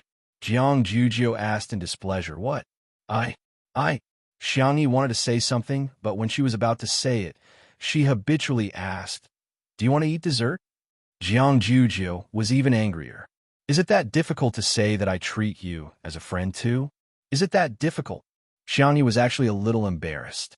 Besides, she didn't have any close friends and didn't know how to get along with Jiang Juzhou at all. Hence, she could only treat Jiang Juzhou like how she had successfully wooed her brothers. What do you want to eat? I'll make it for you, Jiang Juzhou said seriously. When her brothers heard this, their expressions were different, but they all felt the same. They were a little jealous. Xianxia's words were like a password to Jiang Juzhou, but they could easily decipher it. When his younger sister said, I'll cook for you, there was basically no emotional meaning behind it. She simply liked to cook. When his younger sister said, I'll cook for you, it meant that she had a good impression of this person and was close to him. When his younger sister said, what do you want to eat? I'll make it for you. This meant that she had a strong impression of him. If it were a man, they would have suspected that Xianxia was confessing. Jiang Juzhou pouted and said, I'm going to take an afternoon nap later, and then have afternoon tea. All right, I still want to go to the glass greenhouse to take pictures. Help me shoot. All right, I want to sleep with you tonight. Jiang Juzhou clenched her fists and said with a flushed face, you have to wear our sister's pajamas with me. Sure. Jiang Juzhou's eyes were glistening, and she seemed to be trying to hide the joy in her heart. She lowered her head and took a few more bites of food, but the corners of her mouth were raised high. Her brothers. Was this the friendship between girls? In the live stream, the fans of the Ijou couple were celebrating. Sure sway. Am I not worthy? Juzhou, yes. Medic, give me an injection of insulin. Woohoo, sleep together. Our Juzhou is the rightful wife. No one dares to refute, right? Sister E is so good at doting on others. Sob, sob, sob. Is this what sisterhood is like? Chapter 408. The netizens in the live stream chatted excitedly about the couple, and someone took screenshots of it and submitted them to a famous verified account. All of a sudden, they were all laughing and mocking Shui. After Shui attended the premiere and the celebratory banquet, Sichuanbai showed her the trending searches. The man who had always been strict and meticulous was obviously trying to hold back his laughter at this moment. You've been despised by the netizens again. Shui raised her eyebrows and noticed that he used the word again. After casually browsing through the process of the matter, he couldn't help but laugh. It's a good thing that Sister E has friends. After all, there was a 7-year age gap between him and Xianxia, and the two of them didn't have much interaction in the past. However, he had seen how lonely she was when she was in school. She kept skipping grades and getting busy all the time. In his impression, Jiang Juzhou was the friend she had been hanging out with for the longest time. Sichuanbai said, You're quite open-minded. Should I praise you for having a good attitude? The Ijou couple has already been created. Shui sat in the nanny van, crossed her long legs lazily, and slowly loosened her tie. Changed the navigation to the manor. Outside the window, light and shadows flashed and the scenery changed. The man said calmly, Go back and teach the little girl what it means to be the main wife. Sichuanbai was speechless. Indeed, he and the netizens were overthinking. So what if she's at Sundara? Sure Sui has never lost. While Jiang Jiuzhou went to take a nap, the live stream was paused and Li Jinyu announced for everyone to take a 2-hour break. Xianxia was in a state of excitement and couldn't fall asleep at all. She ran to the kitchen, picked up a taro, peeled it, and got ready to steam it to make mashed taro. She remembered that Jiang Jiuzhou liked it. Suddenly, a few tall figures walked in from the kitchen. Xiangli came over and took the initiative to peel the taro for Xiangli. After the acupuncture, his hand had improved a lot. Xiangyu was sitting on a small stool and playing with a game console. His hand speed was astonishingly fast. Xianxia leaned against the wall lazily and yawned, wondering why Xiangyu had gathered everyone. Xianxia stood tall and slender. Even though he was dressed in casual clothes, it was difficult to hide his oppressive aura. He said indifferently, "Let the family meeting begin." Xiangxia was slightly startled. She was hesitating whether she should put down the taro, but then she heard Xiangli say, "Relax. We're mainly talking about whether that person will come back." Xiangqi felt as if he had been struck by lightning. My guess can't be right? Xiangyu looked up with a blank expression. Sanction glanced at Lao San and Lao Si, who were asking for a beating. He forced himself to be patient and explained to them how Xiangyi's body had been possessed for the past year. Although Xiangqi was surprised, he accepted it very well. Xiangyu was a little confused. Xiangyi steamed the clean taro and the purple potatoes that were used for coloring. Her tone was somewhat helpless as she said, "I asked Xiao Naofu, but it has no way of contacting the main system, so I'm not sure." Xiangyu. Wasn't Xiao Naofu just an ordinary kitten? Probably because his expression was too shocked. Xiangqi patted him on the shoulder. "Hey, it's okay. Little uncle must be stupider than you. He would never guess that in the past year, little sister wasn't little sister." Xiangyu, comparing him to little uncle? "Thank you." But he wasn't comforted. Xiang Li, who had the highest IQ, frowned.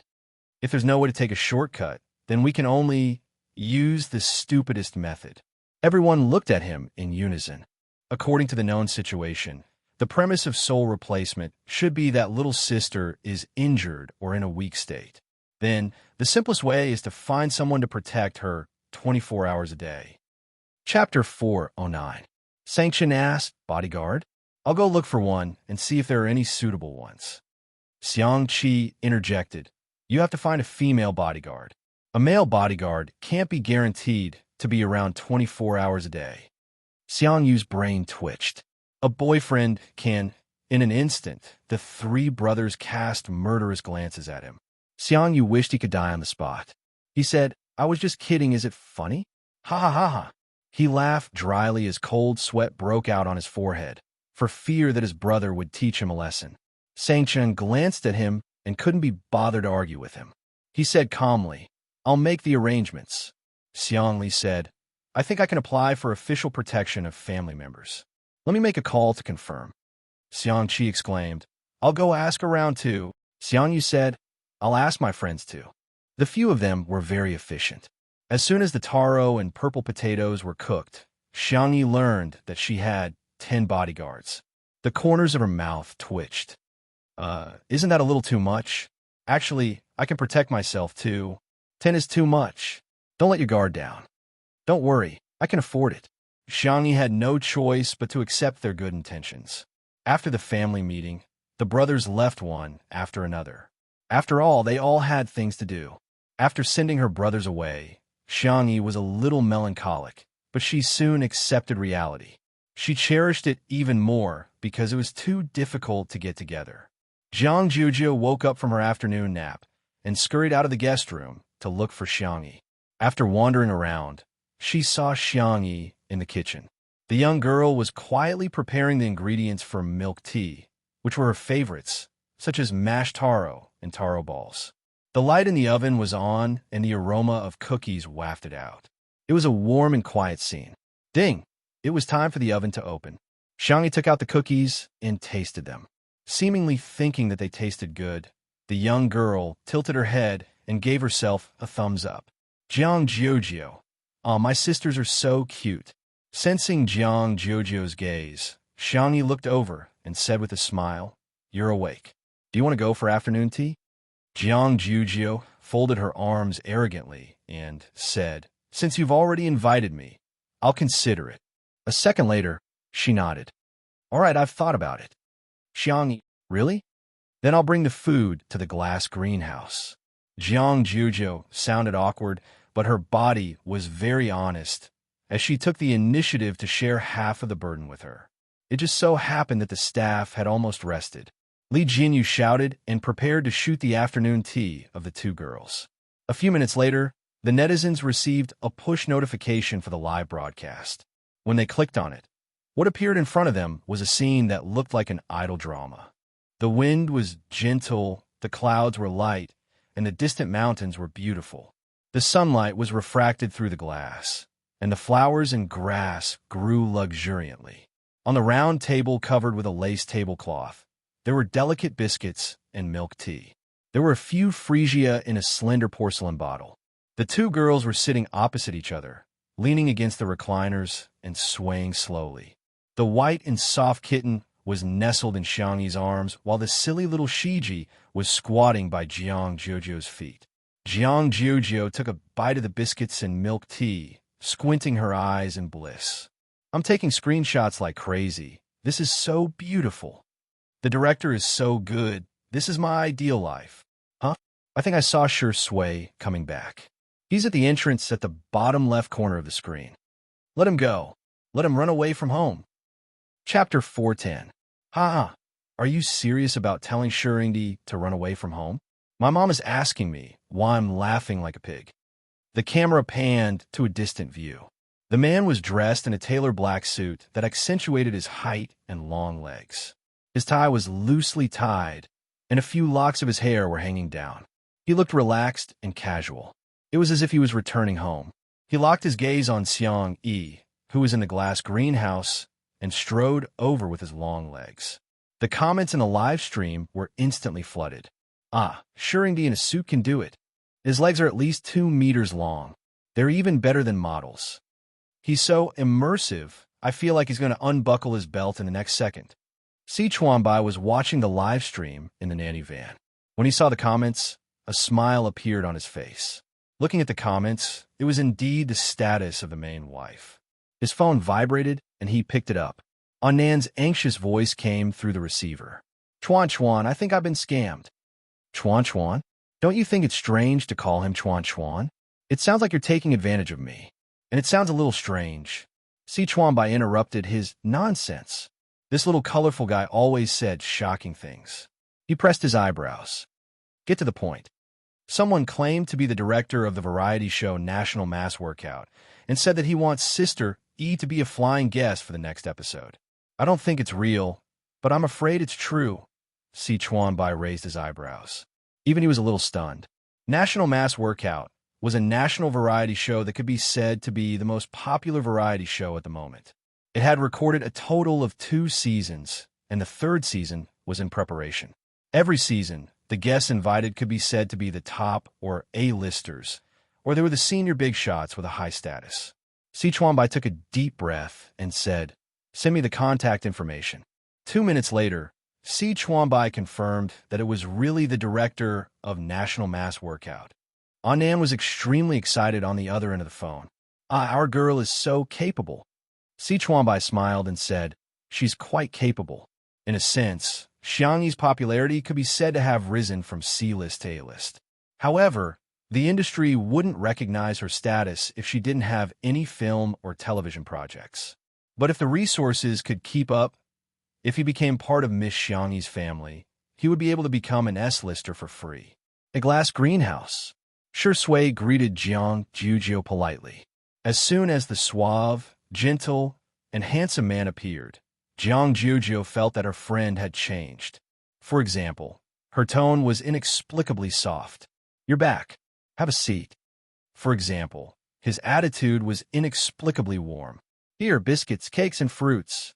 Another example was his gaze, which was inexplicably fixed. You look good in this. Sure Sui had intended to go back and change her clothes after greeting him, but at this moment, she blinked and threw the thought of changing to the back of her mind. She sat down steadily and said, Thank you. You're also very beautiful. Jiang Jujiu gritted her teeth and thought, why does it feel like an old married couple? Cough, cough. Jiang Jujiu coughed hard a few times to get Xiangyi's attention. You said you wanted to take a photo.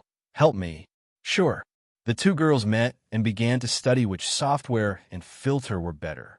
A certain best actor quietly raised his hand and unbuttoned the top two buttons of his shirt.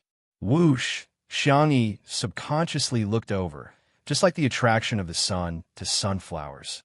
Chapter 411. His black tie was loose, and the top of his snow-white shirt was slightly open, revealing his clean and clear collarbone. His skin seemed to be a mixture of moonlight and snow, fair and delicate. Xiangyi seemed to have been bewitched, as she couldn't look away for a while. I think this retro filter is quite nice. It gives off the feeling of a Renaissance oil painting, Jiang Jujiu murmured, only to realize that Xiangyi was distracted. She looked in the direction of her gaze. Damn. How can my sister be bewitched by a man? Jiang Jujiu was puzzled. She was extremely frustrated and poked Xiangyi's arm with her finger. We agreed that you would take photos of me. Xiangyi seemed to have woken up from a dream. Ahem. I'll take photos for you then. Stand over there. The light is better. Jiang Jujiu happily went to take photos and even raised her eyebrows at Shui provocatively. Men are bullshit. Sisters are treasures. In a live stream, the netizens were delighted to see this scene. Jealous Sui, disdainful Jujiu. Sure, Sui is a man, but his collarbone is even more pronounced than mine. Oh my god, I love men who are relaxed, lazy, and abstinent. Sure, Sui, undo a few more buttons. I don't lack this bit of traffic. Xiangyi patiently took photos of Jiang Jujiu. After taking dozens of photos, the two of them huddled together to discuss which one looked better. Thanks to her narcissistic third brother, Xiangyi's photography skills and aesthetic sense were both on point. Jiang Jujiu looked like a noble girl from the Middle Ages. A professional photographer had once taken photos of Jiang Jujiu, and the composition and angle of the photos were impeccable. However, Jiang Jujiu felt that Xiangyi's photos were thousands of times better than those taken by a professional photographer. However, her tone was still arrogant. You're just SOSO. You haven't improved at all after so many years. Her body, however, was very honest. She held Xiangyi's arm with her hand, which was a gesture of intimacy between sisters. Sure, Sui saw this scene. He calmly picked up the glass of water and sipped slowly. Swoosh! Xiangyi looked over again like a good-for-nothing under the warm light. Every part of the man's face was perfect. He raised his snow-white neck, his Adam's apple moving up and down as he swallowed. His pale thin lips were wet with water. He frowned and licked the corner of his lips, seeming to be intentional or unintentional. As if sensing Xiangyi's gaze, he looked up and his thin lips parted into a thin but seductive smile. Jiang Jujiu thought, damn you, dog of a man. Half of the netizens in the live stream were screaming and the other half were quacking.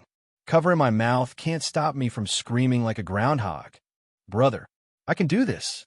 I really can. Goose, goose, goose, goose, goose. Jiang Jujiu's expression is hilarious. You didn't expect this, did you? The person in front of you is a Grand Slam best actor. Seriously, Sure Sui is fighting for attention, right? Wasn't it? Sure enough, he was a man with a mental age of 10. I laughed so hard that my neighbors within a 10-mile radius would have to rely on hearing aids for the rest of their lives. Jiang Jujiu gritted her teeth and thought to herself, my good sister will never fall for such a dog of a man. In the next second, she heard Xiangyi ask gently, do you want to take a photo? Sure Sui blinked and said with an innocent expression, but I'm not wearing any makeup. Will I look ugly in the photos? I'm so envious of sister, for making you look so good in the photos. Jiang Jujiu was speechless. Isn't she just saying, sister, you're so good at makeup, unlike me who doesn't even know how to put on foundation? Chapter 412. The staff at the scene had a hard time trying to suppress their laughter, but the netizens watching the live stream didn't have so many scruples. She's so green as soon as she opens her mouth. Oh my god, Sure Sui is so good at variety shows. I can't take it anymore.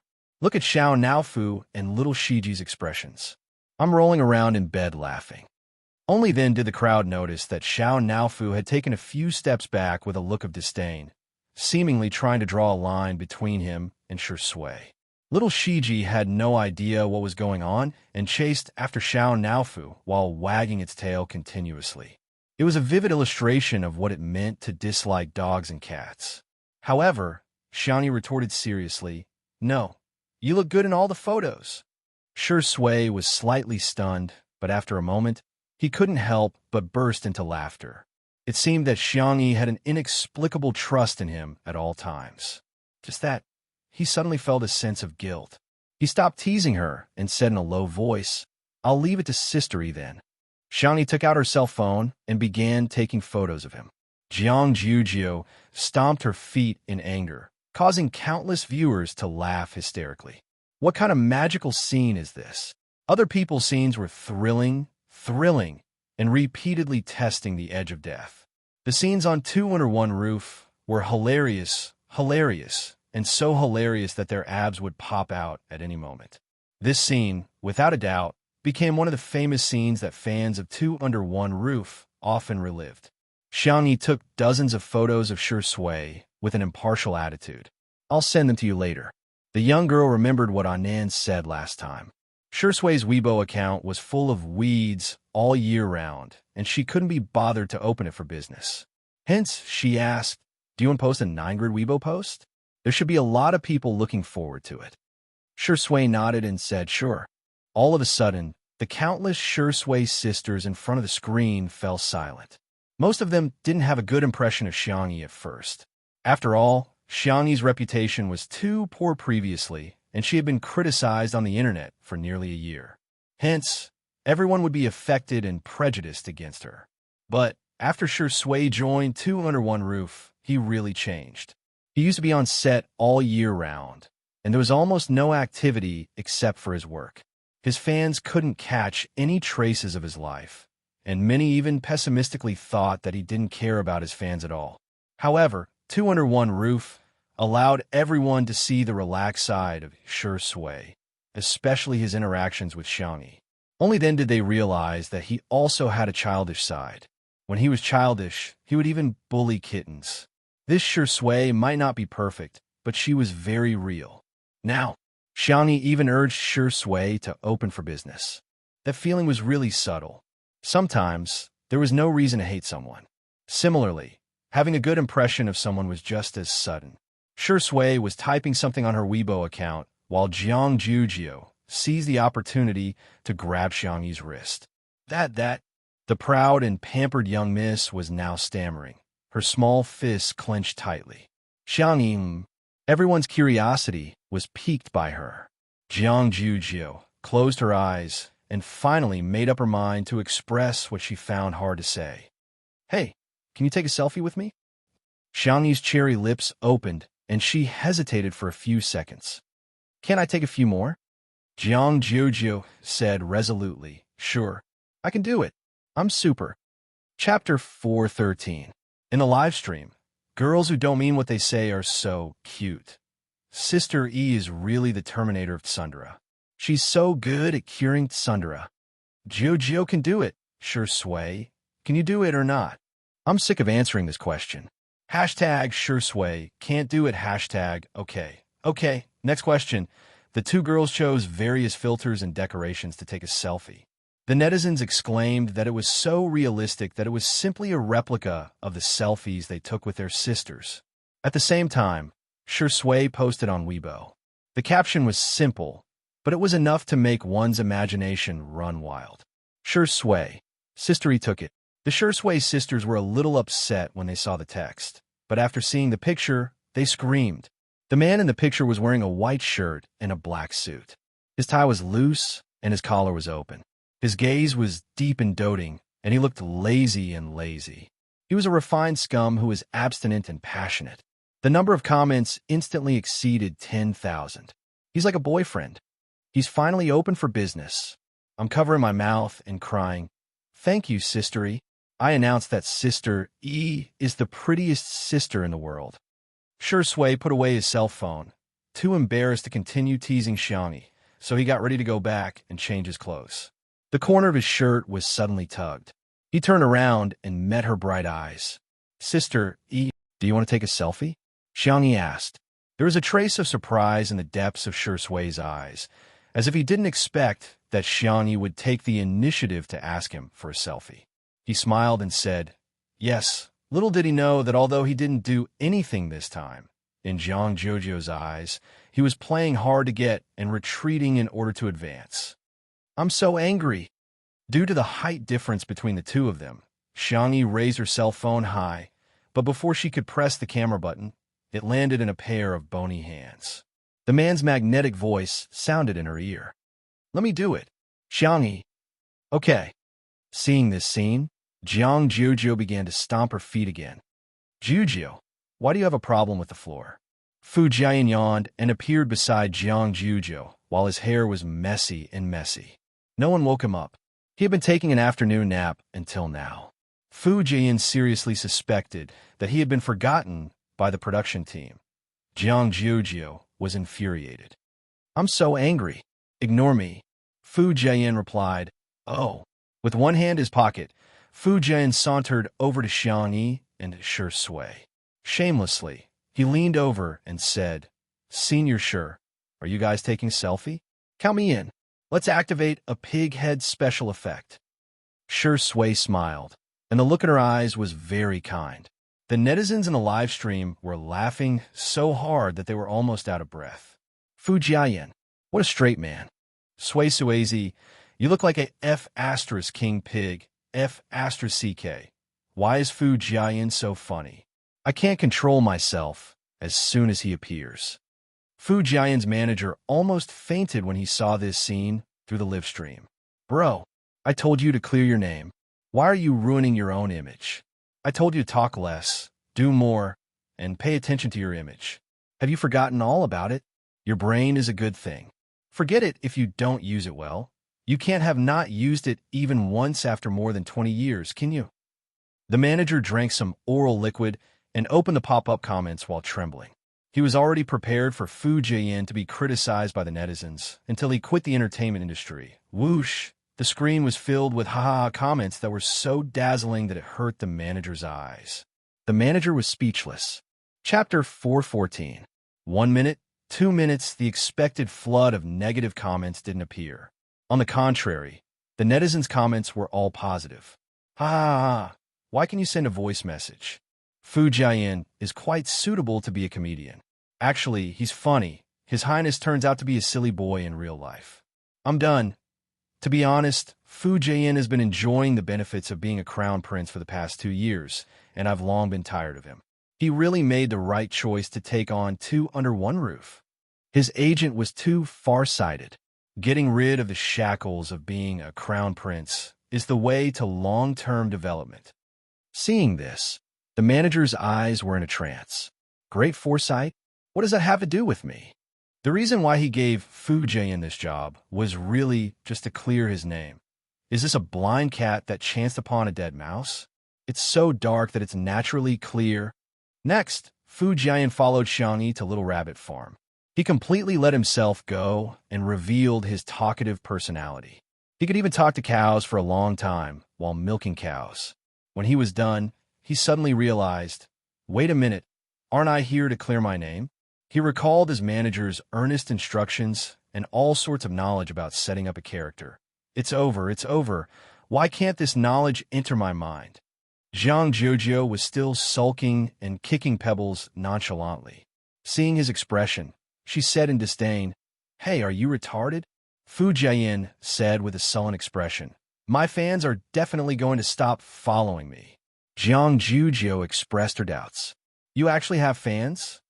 Am I living in an illusory world and everything is fake? Actually, I don't have a single fan." Seeing that he was about to break down, Jiang Jojo said awkwardly, Okay, you're actually not too bad looking. It should be normal for you to have a few fans. After all, an ordinary person like me has hundreds of thousands of fans on foreign social media platforms." The netizens were speechless. Fu Jian, ordinary Jiang Jojo. Xianxia came over with a basket of duck eggs and was about to go back to marinate them when she saw that Fu Jiayin was not in a good mood. She asked gently, "Fu Jiayin, are you okay?"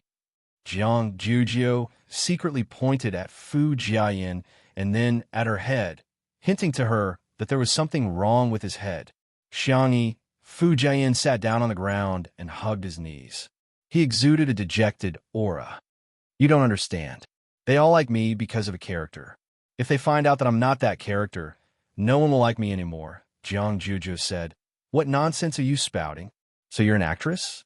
I thought you were a crosstalk artist." Fu Jiayin. His heart felt as if it had been stabbed by a knife.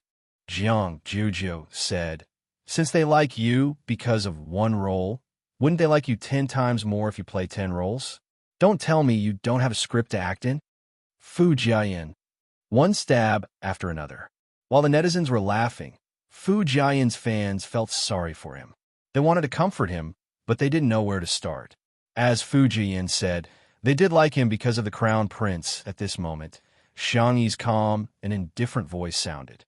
"You're the one who gives life to the characters. The characters are liked because of you. Fu Jiayin, why do you have to act? You're you." Chapter 415. Bang. Bang bang. Every word she said was like a drum that struck Fu Jiayin's heart hard. The girl's eyes were clear, and her tone was firm. Every word she said gave him a strong conviction. You are you, you are you." Fu Jiayin fell in a deep thought. In front of the screen, Fu Jiayin's fans also came back to their senses. Yeah, the character design of the crown prince wasn't very likable. It was Fu Jiayin's acting that shaped the soul of the crown prince. They cried for him, rejoiced for him, got angry for him, and felt aggrieved for him. It has always been the actor who brings the character to life. Xianxia said seriously, "You're the crown prince, but you're also the actor Fu Jiayin." The fans. Ah, she's so eloquent. Xianxia is really a girl with a strong sense of self-awareness. That's rare. Sister E, please come out with a book as soon as possible. If you're so eloquent, say more. The confusion in Fu Jiayin's eyes slowly dissipated at this moment. All along, the team had been asking him to maintain his persona and maintain his popularity. He was also very anxious and felt that he was limited by the character of the Crown Prince and couldn't get out of it no matter what. In the past 2 years, he had acted in a few dramas, but compared to the other roles, they didn't seem that outstanding. The pressure from the outside world made Fu Jiayin more and more anxious. Am I not good enough? Am I really at the peak of my career? Am I only able to keep that one classic role for the rest of my life? At the most extreme moment, he even developed feelings of self-loathing. Fu Jiayin even agreed with what others said, that he was lucky and that the role made him who he was. However, Xianxi's words made him sober up. Fu Jiayin was so touched that tears welled up in his eyes. "Sister E, you're so nice. You're my life mentor and guiding light." He wanted to hold Xianxi's hand, but Jiang Juzhou smacked it away mercilessly. "Push, don't try to take advantage of E." Fu Jiayin sniffled and asked sincerely, "Sister E, do you have anything else to say to me?" What Xianxia said must be true and wise. He was going to write everything down in a small notebook. The next second, Xianxia asked calmly, "When you leave, do you want to take a jar of salted duck eggs with you?" Fu Jiayin. Question mark. The duck eggs this time are big, and they are all double yolk eggs. After marinating, the golden yolk will drip with oil when poked. Fu Jiayin. You don't like it? What about bringing a jar of kimchi? I've made cabbage, radish, and beans. I've also made soy sauce and chili sauce. There are also many kinds of jam. You can take your time to choose. For the production team, Fu Jiayin and the others were guests. But to Xianxia, they were all guests. How could she leave empty-handed? After a moment of silence, Fu Jiayin suddenly sobbed and exclaimed miserably, "Xianxia, Wu, I also want to unilaterally announce that you are my biological sister from a different mother." Jiang Juzhou exclaimed, "Get lost, you plagiarized my poem." Fu Jiayin seemed to be on steroids as he cleaned the house, chopped firewood, and fed the chickens. He couldn't stop at all. Sitting on the swing, Jiang Juzhou was as angry as a blowfish as she stared at Xianxia who was pickling salted duck eggs in the courtyard, as well as Shui, who was assisting her. Why? Why aren't you coaxing me? Atrocious. She bit her lip, jumped off the swing, walked toward Xianxia, and stood still. I'm angry. I'm super angry. I'll give you a chance to coax me. I won't wait until it's too late. Oomph.